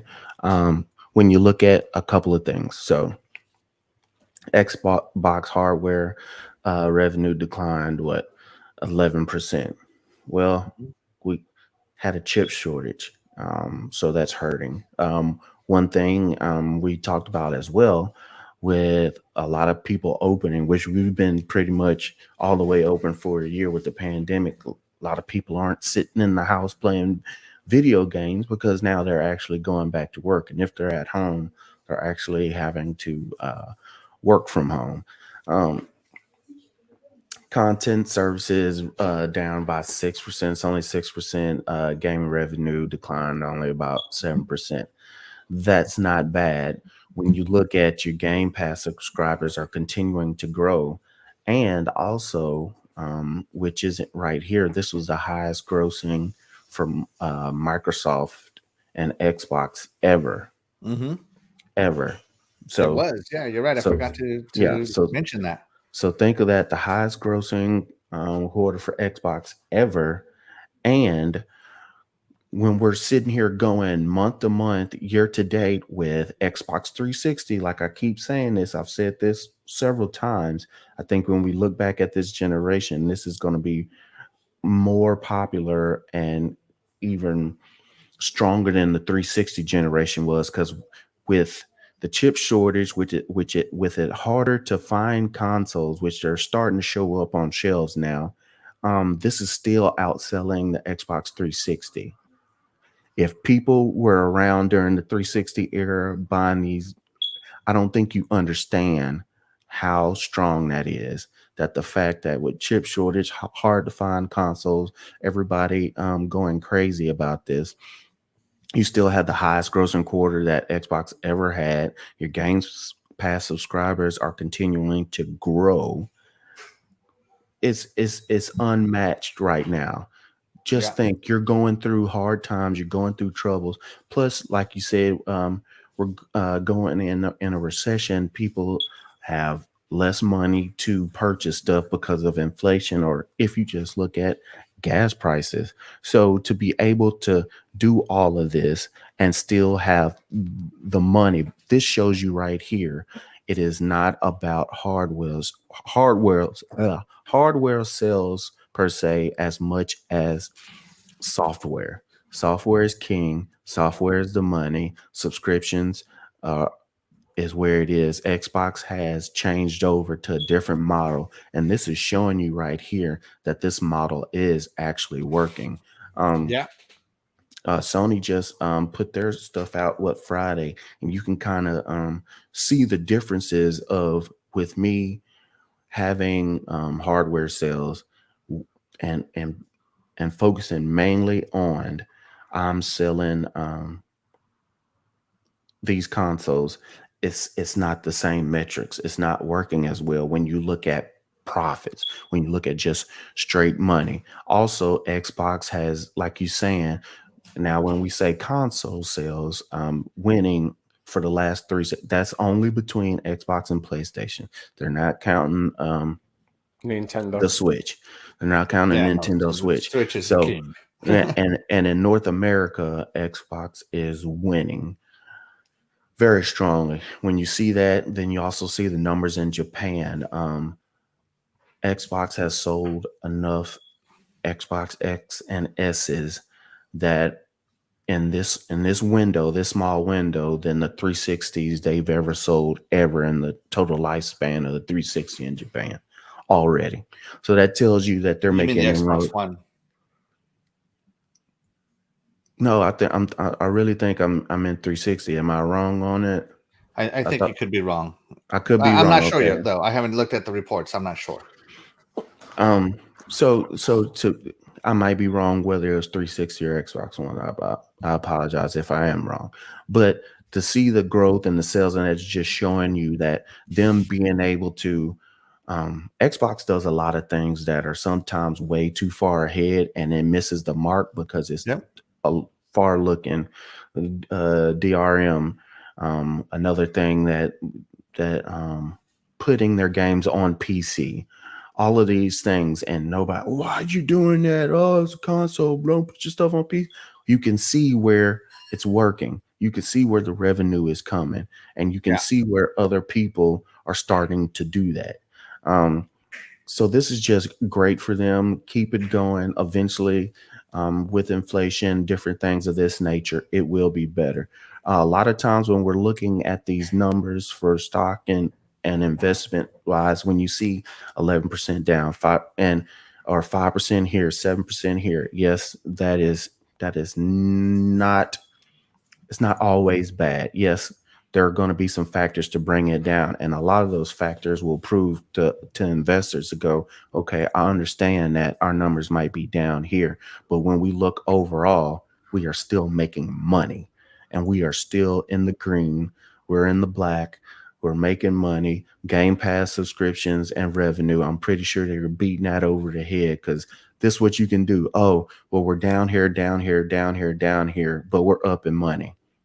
And this covered all of that. It also shows why to Satya and everybody putting their trust in Phil that, look, this Game Pass thing is working. And you're only going to see that getting pushed more and more. I don't know if you guys have noticed it as well. When there's ESPN app, I'm sitting here watching some video, I'm starting to see more commercials for Xbox on TV. You're starting to see more commercials, Game Pass stuff. They're putting out there more than what they're doing. So I think Xbox is doing good. This was a good start. Look, most money they ever made, Xbox, highest subscriptions ever. That should kind of key you in where we're going. Like I said, the sales are down for the Xboxes. That's going to be like that. But there's going to be some stuff that comes at the end of the year, and you'll go, well, there's nothing at the end of the year. Everything got moved over to 2023. Call of Duty. I'm just Call going of to say it. That's Call right. of And Duty. Xbox is about to add all those Call of Duties to Game Pass. Yes, and we don't know when that deal is going to close. I don't think it's going to close before Call of Duty comes out, but there are a lot more indicators that they might close by the end of the year than next year. So it might close even quicker than we think. So, but yeah, Call of Duty always pushes console sales for both consoles.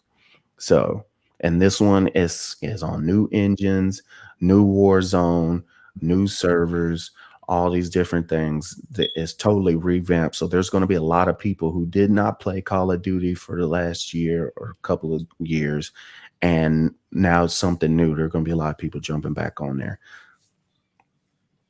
I know that was long, but yeah, sorry. All right. Let's check in with the chat real quick.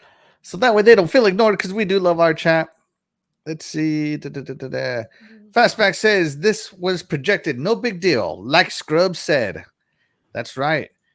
I asked, what is a Harwell? Harwell. Let's see. Xbox put themselves in a better position with pandemic chip shortages by having all digital SKUs, PC day and date, cloud gaming, and most of all, Game Pass. Agreed. Fastback. Agreed. All right. Let's see. Jason Max says, I wouldn't be gaming this generation if it wasn't for Game Pass and the Series S. Hey, that Series S is a beast. Definitely is. Xboxes are not being sold directly at Verizon. Get it with your I've cell seen phone those service or internet commercials. service. I've seen those commercials. They are. That's right. And Call of Duty has gone green and white. That's right. Or really green and black, depending on which one you have. So yeah, fantastic show by the chat. Be sure to keep letting us know what you think. Shaddai news. Let's go to prison fiduciary Shaddai. I'm not, I'm not a financial advisor or anything like that, but from what I see, from what I could see and everything like that, when I see the gaming revenue decline, all that, remember a lot of the games got pushed back to 2023 due to the pandemic and other sorts. So a lot of the delays, we saw the decline. The same thing with the first parties. We heard that long time ago that it was gonna take, especially from Phil Spencer, that it was gonna take a while for the actual first party to be, well, all of them being on Game Pass. So we have a few, but there's still more to come. I kind of figured that was gonna happen too from all the pushback. For the hardware, chip shortages. And they managed to have by them planning ahead of time about having chip priority, that actually helped them out, especially for, we all know that the Xbox Series S success. So they managed to do that, even though they need to push out the Series X. A lot of people is waiting for that, but that price point was right on the money right there. So even though if it declined, is pretty much chip shortages, they're pretty much trying to bounce back. And now for the Game Pass subscriber, we already knew, and like you said, Axel, probably around 23 to 25 million their subscriber. Also, not only I think they just on the chat they announced that it was also on Verizon, but also remember they made a deal with Samsung for the new TVs. So now they're expanding it even more. So by Xbox expanding their horizon, their where to put them on every hardware. Remember, I'm gonna repeat it again. 2 billion, 3 billion, whatever Phil said. They're still gonna go at it. They're still pushing it. So now we see that climbing. If you don't have a console, you know what they're gonna do. They're either gonna use a cell phone, the tablet, or whatever. So that actually makes Game Pass even grow even more. So that's the way I see it. I just see it that they just planned it out perfectly. During hard times, give more options for customers on where to play their games. But yeah, and contents and services, it's just pretty much push back. You know what I mean? It's just a pushback. Once 20, as we all see, 2023 is very, very stacked. So now we could see Game Pass probably even getting higher and more robust into that service. So we're gonna see a huge of a climb for the Xbox, not a console, not only the console but also services. So, and that's the way I see it. What about you, Axel? Yeah. I don't think Xbox is in any trouble. No, I Scrub. This article is from last quarter 3. We're in quarter 4. But either way, Xbox still had a great quarter. So I grabbed the wrong one. I'm sorry. yeah. Oh my gosh, where did my stuff go? There it is. Yeah.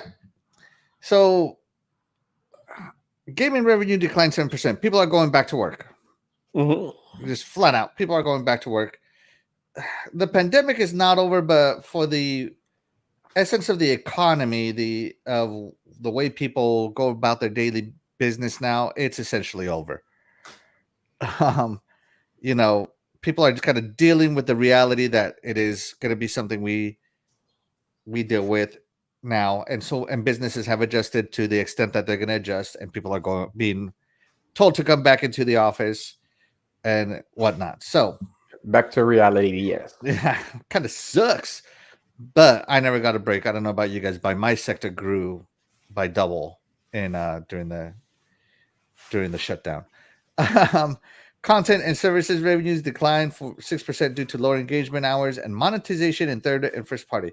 So content, video games, and services revenue, buying season passes and whatnot, went down. So the less people engage, the less inclined they are to buy season passes and whatnot, because some of these season passes are grinds. Not everything is a skin and whatnot. Xbox hardware revenue declined 11%. Now this one is the interesting one because we are starting to see Xbox hardware in the wild on shelves finally, and I saw 3 PlayStations at my GameStop just this Wednesday. Just Wednesday. So they had 3 PS5s on the shelf too. So, I think the era of price gouging people, the price gougers online, the scalpers, is coming to an end, because the people who were going to buy it in the first 2 years, 3 years have bought it. And from here on out, it's convincing everybody else. Right. And of course, Game Pass subscribers continue to grow.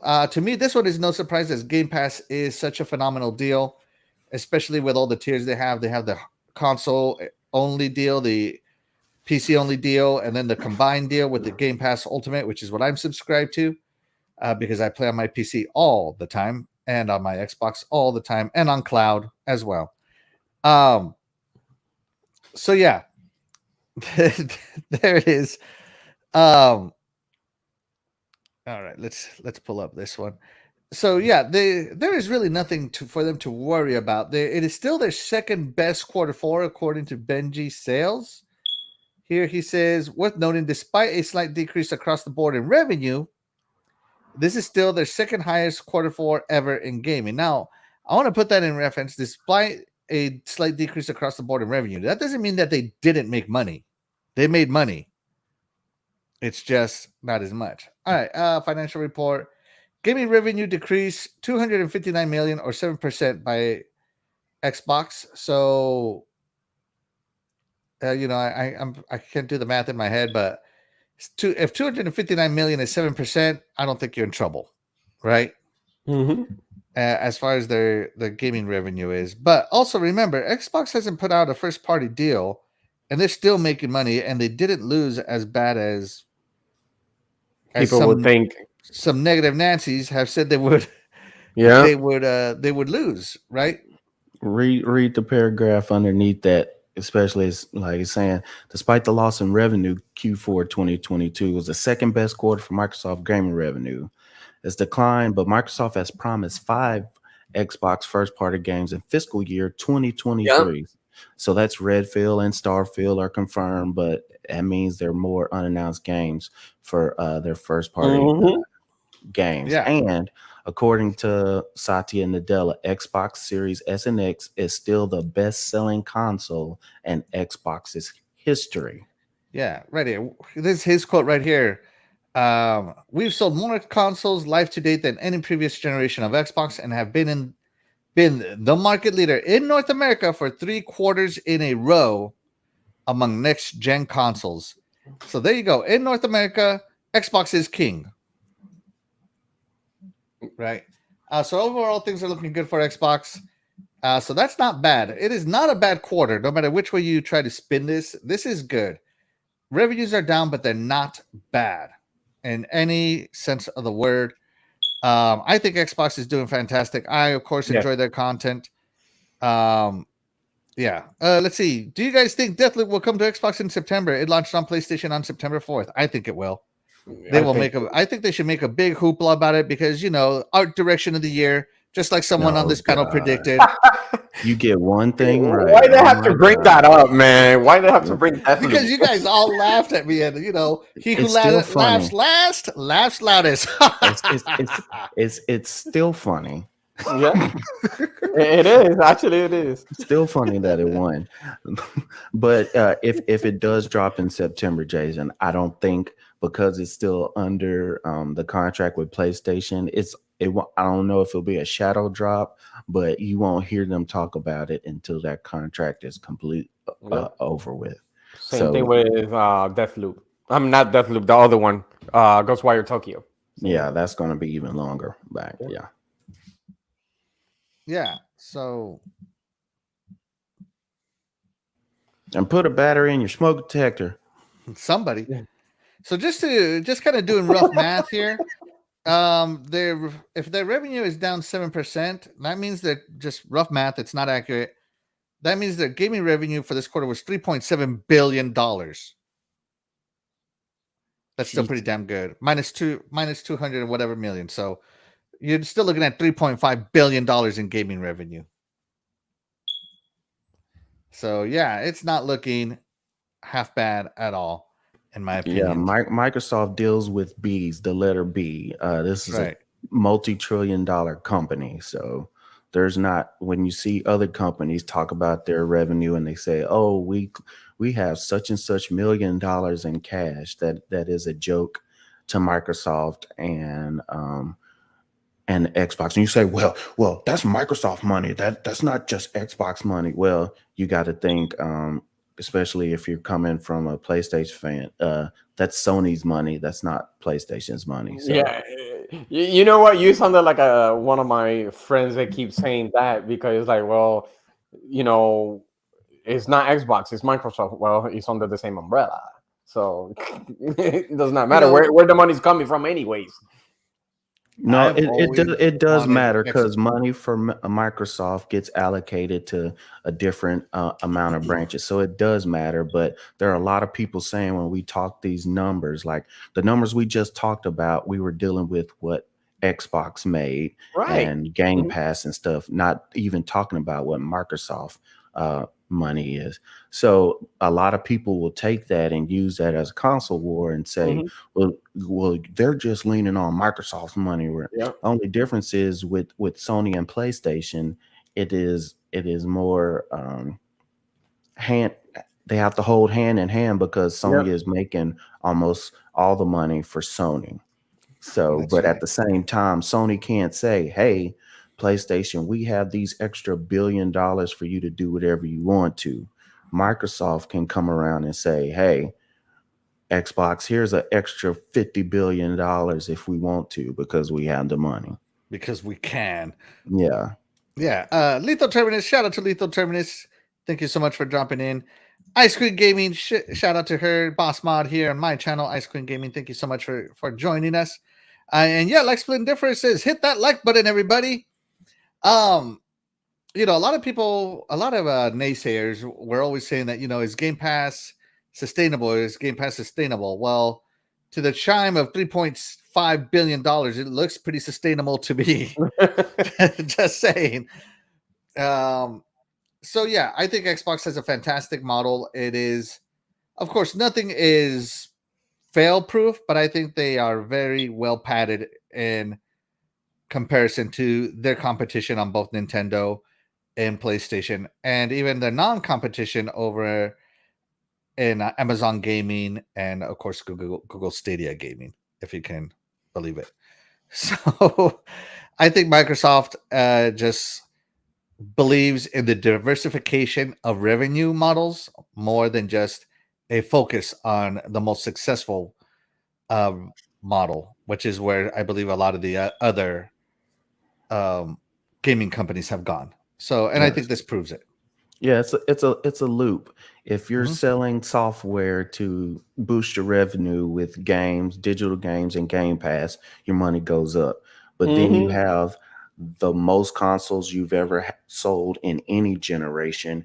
It goes up because more people playing your consoles than more people on Game Pass. Then that means more subscriptions and money on Game Pass, and it keeps just looping more money.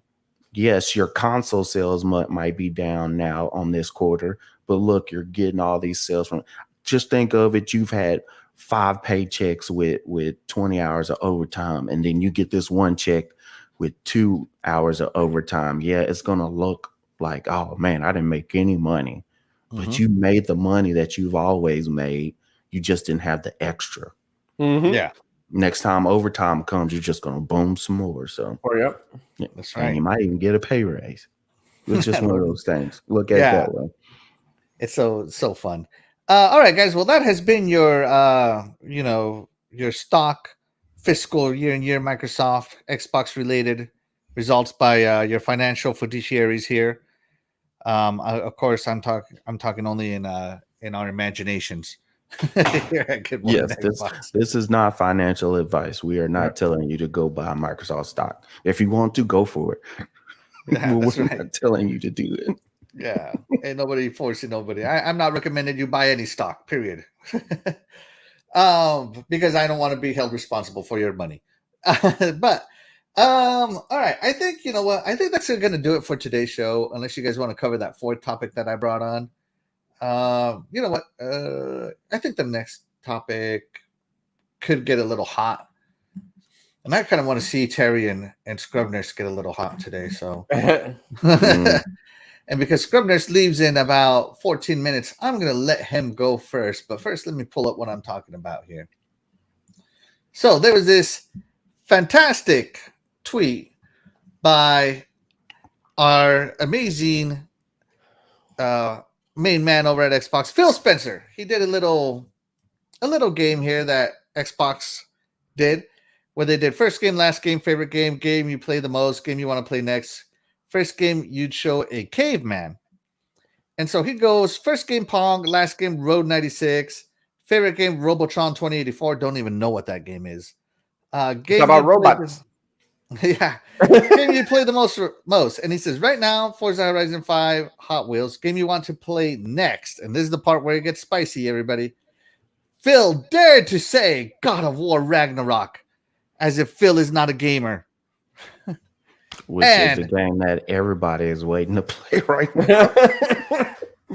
And the IGN articles came out. The Polygon articles came out. The Kotaku articles came out. Phil Spencer wants to play God of War Ragnarok.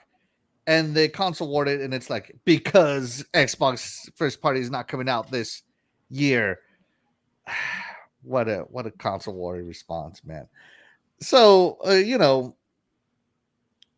and then I just want to take the clock back a little bit. Back a while ago, Cory Barlog said he couldn't wait to play Starfield, but I didn't see any articles about that.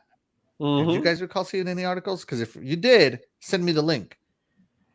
And of course, as well, Ed Boon also, responding to posts from the official Xbox Twitter account, Phil Spencer said he's looking forward to playing PS5 exclusive in another show of love for the other side, quote unquote, of the console war. So totally. And look, Xbox Head says the game he wants to play next is God of War Ragnarok, which is literally what he said. So that's a pretty good headline.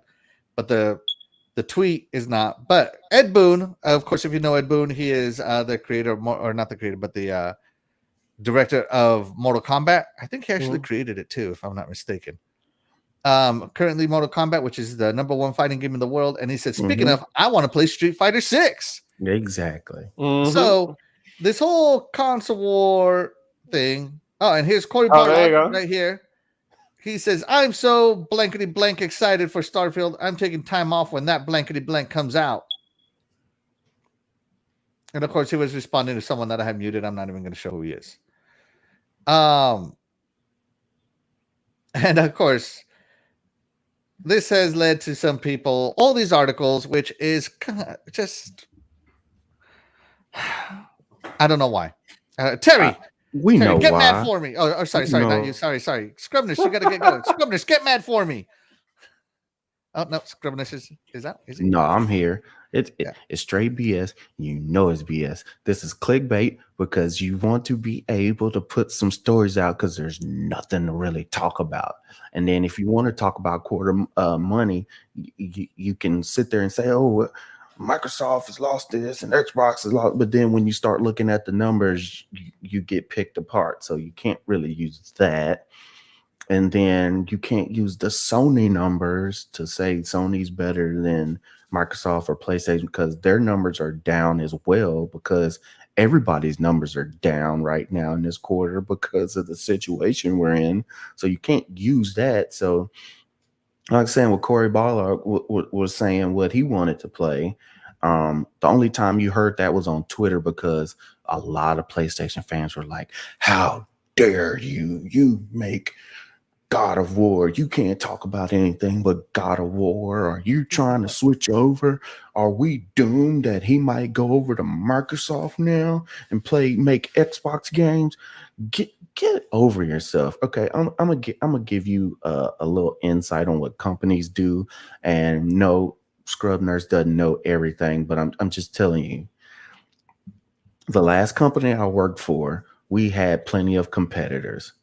And every now and then, to keep our customers happy, those competitors would bring their work to us because we had different machines, we had different stuff that they didn't have, or for whatever they were working on, our stuff was bigger, so we could work on bigger stuff. And they would contract us to do work for them and then give it back to them, and they would finish it off and then give it back to the customer and they would get paid. But we would get paid also, and we were direct competitors. We hated to look at the other person's name on their shirt, but because we have to make our customers happy and do what we need to do, sometimes we work together. I don't know if anybody knows this, and I know we do know this. PlayStation use Azure cloud services. Okay, the cloud services you use to play your PlayStation is working with Microsoft. Okay, Microsoft. A PlayStation, a PlayStation Studio is making a game that is on Xbox because they don't want to lose the money for making a baseball game, MLB The Show. So a studio for PlayStation is making a game that goes on Xbox consoles. Get that through your stinking head. There are too many people that fight and go, my console is best. They would never do this. They're all about me. They don't care. They're about money. They will show that. And you will see that more and more with PlayStation in months and years coming along, because all this stuff people are saying they would never do this. They would never put first party here. Guess what? Your first party is going to PC. They'll never do it day and date. Guess what? It's going day and date, because when you see the money, how the revenue streams coming in, they will sell. Look, Microsoft and Xbox had a down quarter and they still made more money. Why? It's because of decisions they made. It's because of cloud gaming. It was because of Game Pass. It was because of first party on PC, day and date Game Pass. You be able to have a subscription to have your day and date games, and it's selling.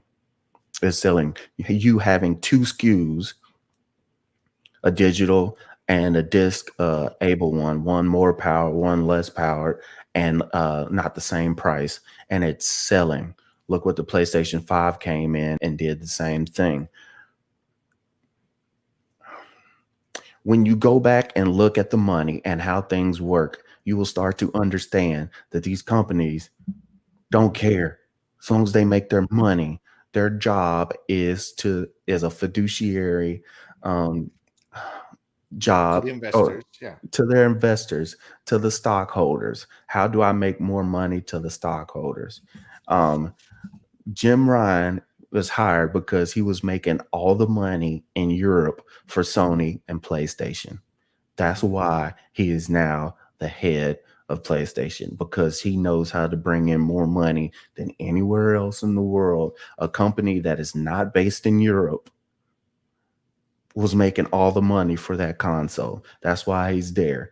Just sit there and fight about, ooh, somebody's excited to play such and such and such and such. If your favorite football team is whoever, why then, when your team isn't in the playoffs, do you stop watching football, period? I mean, there'll be some that you still watch the Super Bowl, your team's not in it. And you usually pick your next favorite team. Yeah, and you usually root for one of those teams in the Super Bowl, and you usually put money on who's going to win or not, all those different things. But for some reason, we have the same thing. There are a lot of people who read Marvel Comics, but guess what? Those same people who read Marvel Comics read DC Comics, read Image, read Dark Horse. If you're a true fan of comic books, I don't know if I go that far. I mean, I have those, but yeah. But people, if you're a lover of that genre, you will get your hands on whatever you love from anybody. There's only a small majority. And I'm saying it's a small majority. On Twitter, you might think, oh, it's everybody. It is not everybody. That's far few. You got some big mouse with a big following. So it seems like that because it keeps getting retweeted and liked and talked about. But if you're on the Xbox side, if you're on the PlayStation side, and you're on any of these platforms, you do not speak for the majority. You're speaking for the hardcore. And the hardcore might move certain things and sway different things. But when you have an attach rate for your biggest PlayStation game, your biggest one is what was Spider-Man, because it had a 10% attach rate. That tells you right now it's not about the hardcore. That tells you right now it's not about your first party. It's great to have that first party to bring the hardcores in to sell those consoles, but they're not playing that. People are playing your Call of Duties. They're playing your Maddens. Fortnite. Or they might be playing some little whatever. They might be playing some fishing game you ain't never heard of. Didn't they post something about Horizon being 3 million? It wasn't that they didn't sell that well. Yeah, but we're not talking about that. We're just saying about Phil Spencer's tweet. No, I understand. Yeah. I know. So, but I'm saying with those attach rates, these hardcore, you're using this to these console wars, but the people who are selling these consoles are playing everything. They're having phone calls. They're having meetings. Phil Spencer and Jim Ryan have conference calls. And it's not to say, hey, I'm better than you. They're having conference calls to say, hey, the Azure clouds, blah, blah, blah. Hey, well, once Activision is cleared, and they even had talks before when they first announced it to go, hey, no, you can keep Call of Duty right now. You still have your contracts with them. We're not going to shred that up when they're Jim Ryan, me, Phil Spencer, who's the head of Xbox, I'm going to let you still eat off the money for Call of Duty through your contract. Why not? He could easily say, I'm gonna tear up your contract, and then whatever hit that we take for stopping the contract, I'll pay that price. But guess what? You don't get any of the Call of Duty money. But that don't make any sense from a money standpoint. Okay. Well, These not people, just that, you don't want to burn the relationships you have. right? These people work together, but for some reason, there are too many people out there that cannot see the forest for the trees. It's just like we talked about earlier. Get over yourself. You don't understand that this is about money, and if it makes dollars, it makes sense. Okay, and that's as much a rant I can do without actually physically yelling and disturbing the rest of my household. But that's Before you get out. Yeah. Before you get out, because I know it's your time, I do actually want to hear your take on this, Scrub Nurse. I actually want you to answer this right here. Let's have some fun. First game, Scrub Nurse. First game that I ever played was on the Atari, and it was Pong. That was my first game that I've ever played. Last game you played? The last game that I have played was Call of Duty last night. Call of Duty last night. By the way, chat, if you type this in the chat, I will read it. What's your favorite game? My favorite game of all time. Oh God. Or currently. Currently right now it's Forza Horizon. I'm having a ball with that. So yeah, that's it. Forza Horizon. All right. Game you play the most? Game I play the most. If you look at my time, of course, it's going to be Call of Duty. Every year, Call of Duty is the most hours. So, game you want to play next? Game I want to play next. Well, because of how time goes, it's going to be the Call of Duty game, but I do want to play the new God of War. I do have a PlayStation. I don't have PlayStation 5 because it's been so hard to get. I just quit trying to find one right now. I'm gonna wait, and I want to have a PlayStation 5 for this holiday because I want to play the Miles Morales on the best I can see. I want to play the God of War the best I can see. You want to be able to have it with the highest visuals, but I also have the 4 to play the games that are around. And the first game I showed to the caveman. Oh, because I wouldn't want to blow their minds. Ooh, man, it'd have to be something real basic. And I'm gonna start off with Starlink with Tesla and Elon Musk. What it was the first game he had a monkey use with Starlink chip in their brain. That monkey was playing Pong, and he was moving the lines around to hit the ball with his brain was Pong. So I would say Pong. All right. And with that being said, Scribners, tell the people where they can find you because I know it's your time. Unless you got more time. No. It is my time. You can find me on Twitter at ScrubNurse3, also on Xbox, Scrub Space Nurse, and then just check us out every Sunday. Also, for the ones who want to know, Gaming Beyond the Box will start back up Wednesday night. So, Wilmy Hood's been sick and recovering, and he's doing well now, and the whole crew will be back. So check it out this Wednesday evening. So that'll start at 7 p.m. Central, 8 p.m. Eastern on Game Beyond the Box channel. And I love to see you all here. It looks like viewing is growing each week. We're trying to get our numbers back to where we had. So please like and share it out. Also subscribe to the channel so you'll know on Axel's channel when the next show is coming on. You'll get those updates, you'll get those alerts and notifications. And I just appreciate y'all all coming out. This has been a great show, some good topics. You know, sometimes it gets kind of slow with what we're going to talk about, but I think we had a lot to talk about on these different topics and some fun banners. So appreciate y'all coming out, and I'll see y'all on the next time. Have a good one. All right. See ya, Scrub. Thank you so much. All right. Let's check in with the chat real quick. See how they are doing. First off, Happy Cloud Gamer jumped in. Where is he? There we go. There he is. Good morning. Good morning. It's time to wake up now. Now to you all. Good morning, Happy Cloud Gamer. Thank you so much for joining us. We appreciate you. Jason Max says Phil Spencer will play God of War so he can tell his studios what kind of game he wants them to make for Xbox. Yeah, greatness influences greatness. You can't say that games are not influenced by one another. So I kind of agree with, with your statement here. Let's see. Fastback. These TMZ gamers would rather create drama for viewers over actually playing and talking more about these games and devs making them. I agree. Terry, we're gonna get into your rant here next. Splendid says, yes, you gotta have direct competitors. If yours is bigger than theirs, I thought that's just natural. All right, yeah, that's true. What?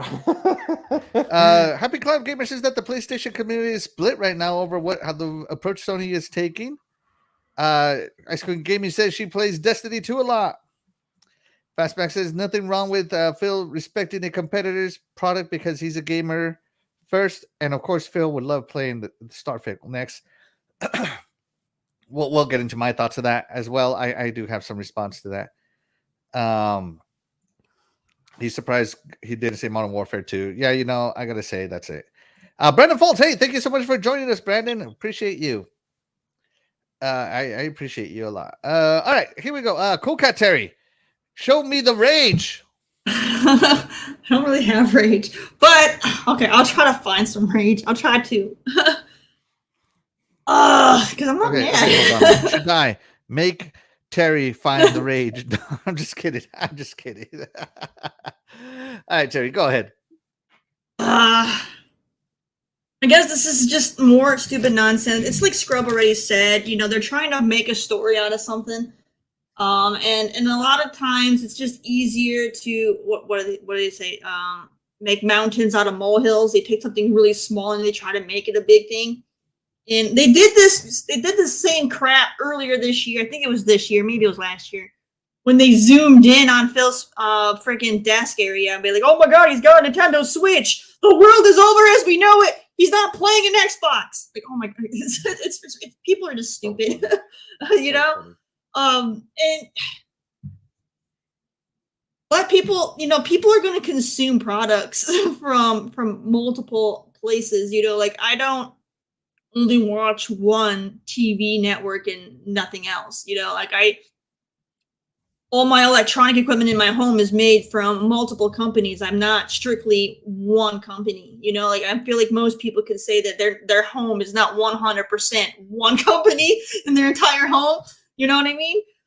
So I don't know. It's ridiculous for people to think that somebody needs to stick to a specific branding. Nobody does that. Like, what if you yourselves aren't doing that? Why are you putting those limitations on somebody else? That's just ridiculous. But yeah, I mean, I really can't keep me in because I don't know. I'm just so burned out from console warring that it doesn't even faze me at this point anymore. Like, it's just more nonsense. But no, it's dumb. It's really, really dumb. Let him play when he wants to play. We all play things, made from different things. Like even if you're hardcore PlayStation or Nintendo or whatever, you aren't hardcore. You only play games from one studio and nothing else. You know what I mean? Like even a hardcore Sony person can't say they only play games made by Rockstar or they only play games made by Naughty Dog.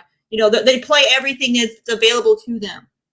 So I don't know. It's just stupid. It's just stupid. It's stupid. And I have a very rambunctious cat around here. So Is this? I don't know. Like, there isn't really much more to say because Scrub pretty much summed it all up. So anything that I would possibly say would be pretty much me just repeating on off of what he already has said. So it's just people being dumb. Okay. It's just because they want something to talk about, So it's. I'll go a little bit of a different direction. Wait. Hold on. Before you get started, you gotta answer the questions. Coolcat, first game. Centipede. All right. At the arcade or on the Atari? Arcade. All right. Last game. I've been currently playing Technomancer. Okay. Favorite game? Better I be a would have to Ubisoft game. say favorite game. That's hard. I love so many, but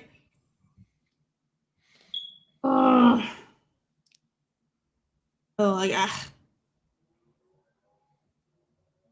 probably Driver. Driver. Okay. Game you played the most? There isn't a game currently that I put a lot of hours in. What? I don't play. No, I don't Snow Runner. play. I stopped playing that too because they broke it with their recent update. They added season 7, and now the game isn't playable in co-op anymore. So I stopped playing that.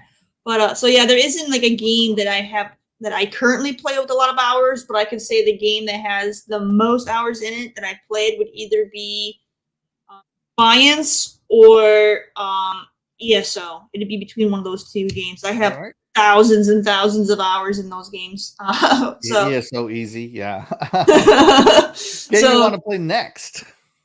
Game I want to play next is actually Horizon Forbidden West. So yeah, Xbox fan wants to play PlayStation game. Oh my goodness! Oh no, you're a gamer. But yeah, I mean here, like right there. I rented it. Horizon Forbidden West. There you go, guys. So it's on my to do. And the game you'd show a caveman. I would do it just because it would be Tribes.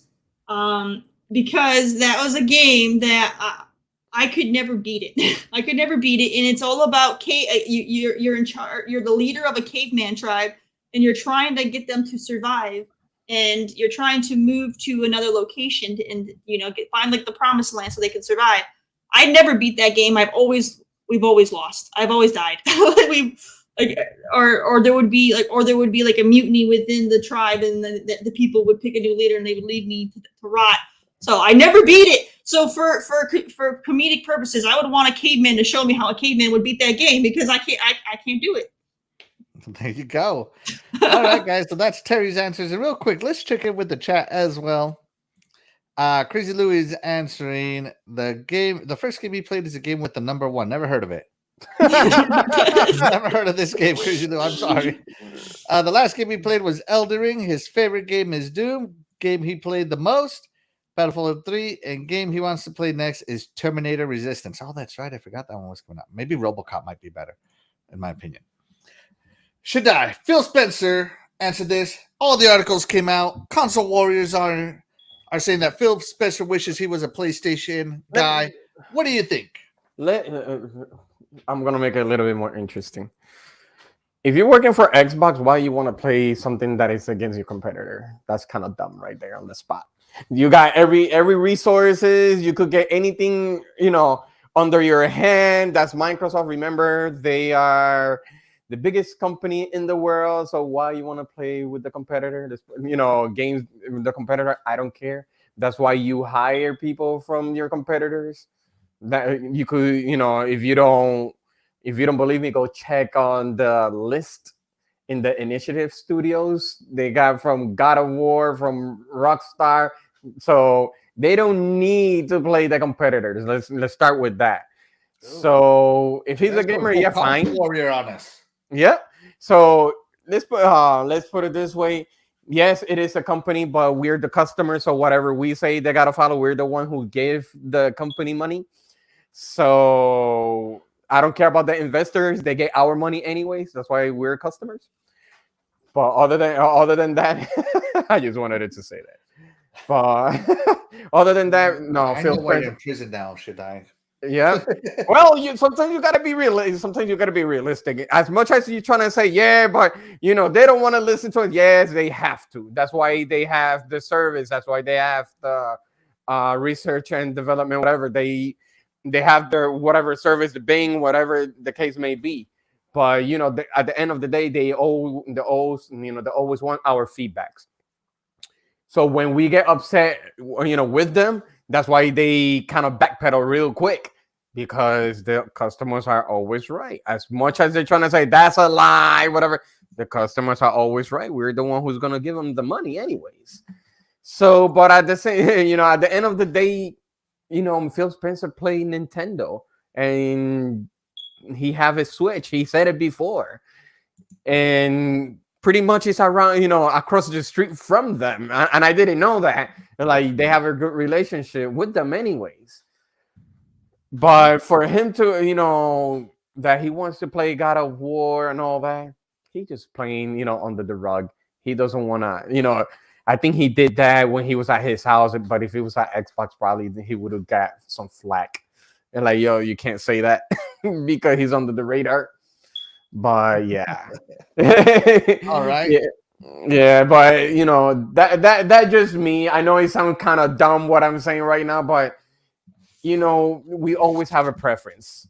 We will back the preference up to see if they're gonna get better and all that. But at the same time, when you show things like that, it's like why? So that's let me know that you don't know how to create games, or you're having doubts on something. But it's not all the time, but it's something like that. But that's that's him. Everybody have their own preferences and all that. So if he likes God of War, of course, and I can't lie either, because I know, if you see it right here, it's a PlayStation 5 for me too. So All right. I do have it too. So there you go, guys. Yeah, I saw what Terry Hot wrote. take, Shaddai. Yeah, you gotta love it. IGN will hire you immediately. No, you gotta be real, right? Be real. Hey, Boogeyman, hello. Thank you so much for joining us. Splinter for some thinking Shaddai bumped his head. But before we let crazy Shaddai over here, inmate Shaddai, you got to play the game. Which game? First game. Oh, first game, Super Mario. Which one? The one that runs with the bump into. Yeah, but which Super one? Mario? The one that runs. No, the first one, the NES. No, the one that. Right. Last game. Right now is Middle Earth: Shadow of Mordor. There you go. Favorite game. Damn it, is this RPG? Eternal Sonata. There you go. Eternal Sonata. Okay. Mm-hmm. Game you played the most. Okami. Okay. Okami. I love Okami, by the way. Game you want to play next?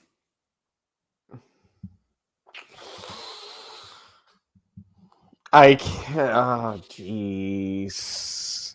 I'm thinking Starfield, but I think there's some other one that Avowed. There you go, Avowed. And the first game you would show a caveman? Tetris. All right. Yeah, it's simple. Learn how to build. How to build things and all that. Your reflexes when it goes even faster. There you go. Still checking in with the chat. Fastback says first game Pong, last game Assassin's Creed Valhalla, favorite game Knights of the Old Republic, game you played the most Assassin's Creed Origins. And I did too. The game you want to play next, I'm gonna guess he said Cave Arc, or maybe that's his caveman game. Ubisoft games you play the most. He just wrote down Ubisoft games. There we go. I should have play game. I should have changed first game you show a caveman. Far Cry Primal. It goes hand to hand.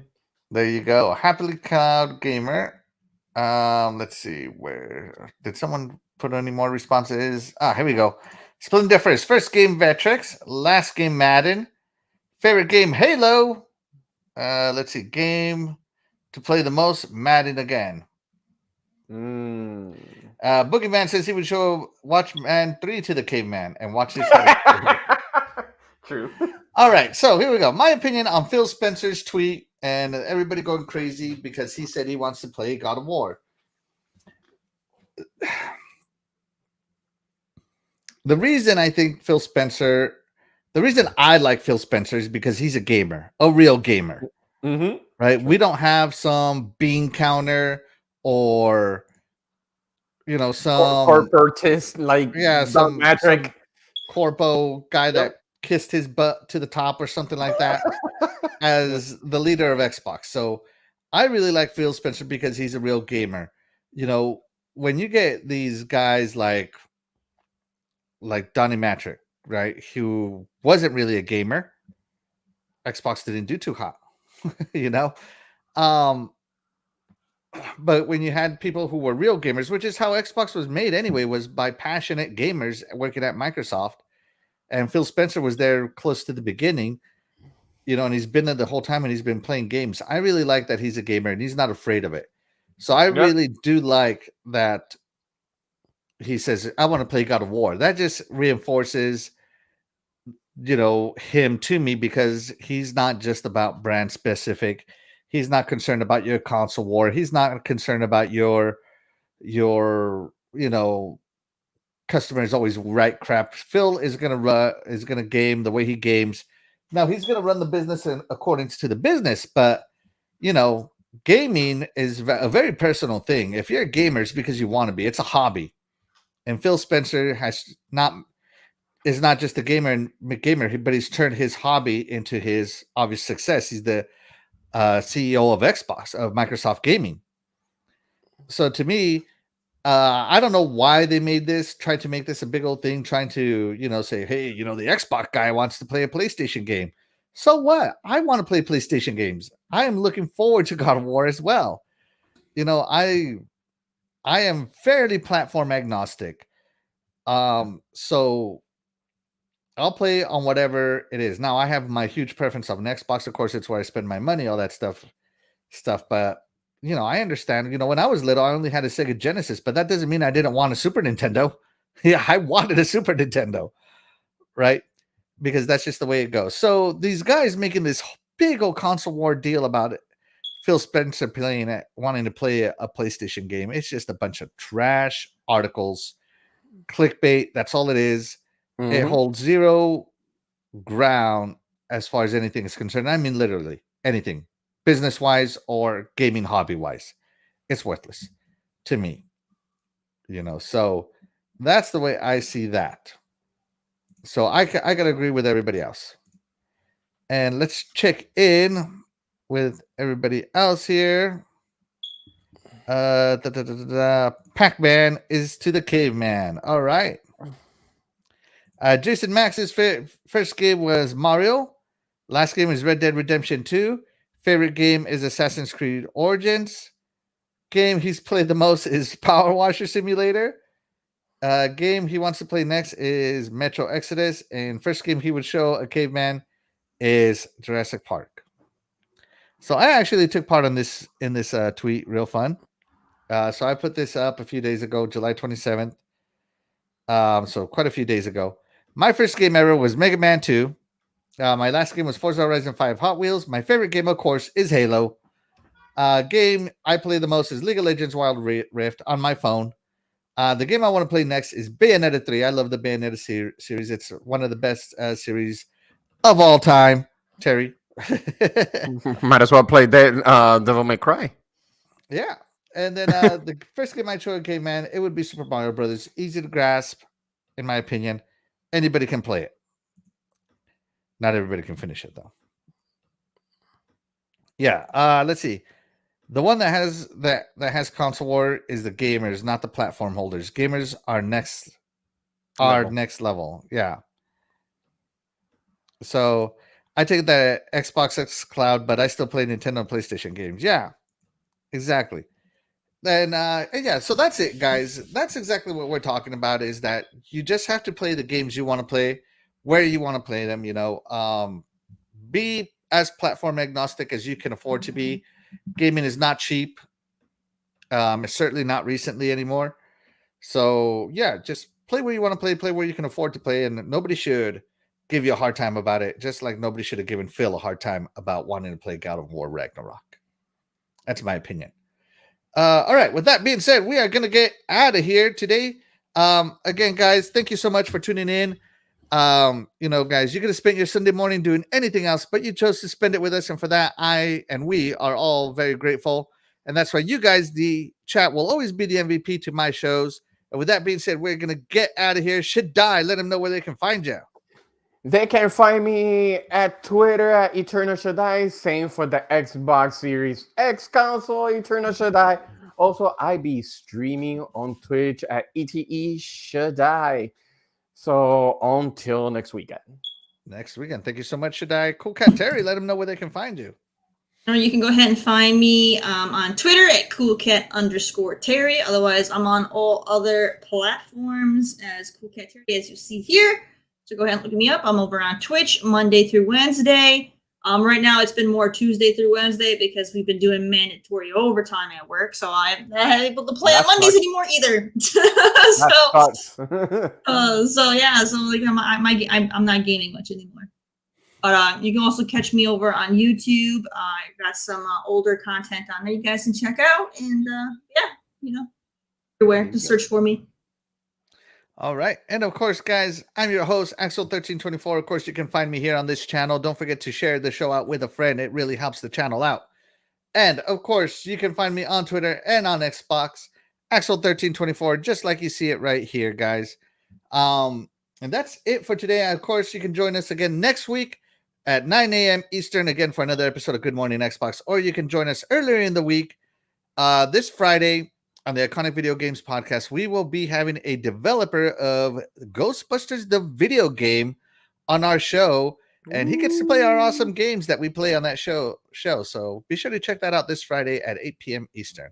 With that being said, guys, I'm Axel1324 again, and I will catch you guys next time. Bye, everyone.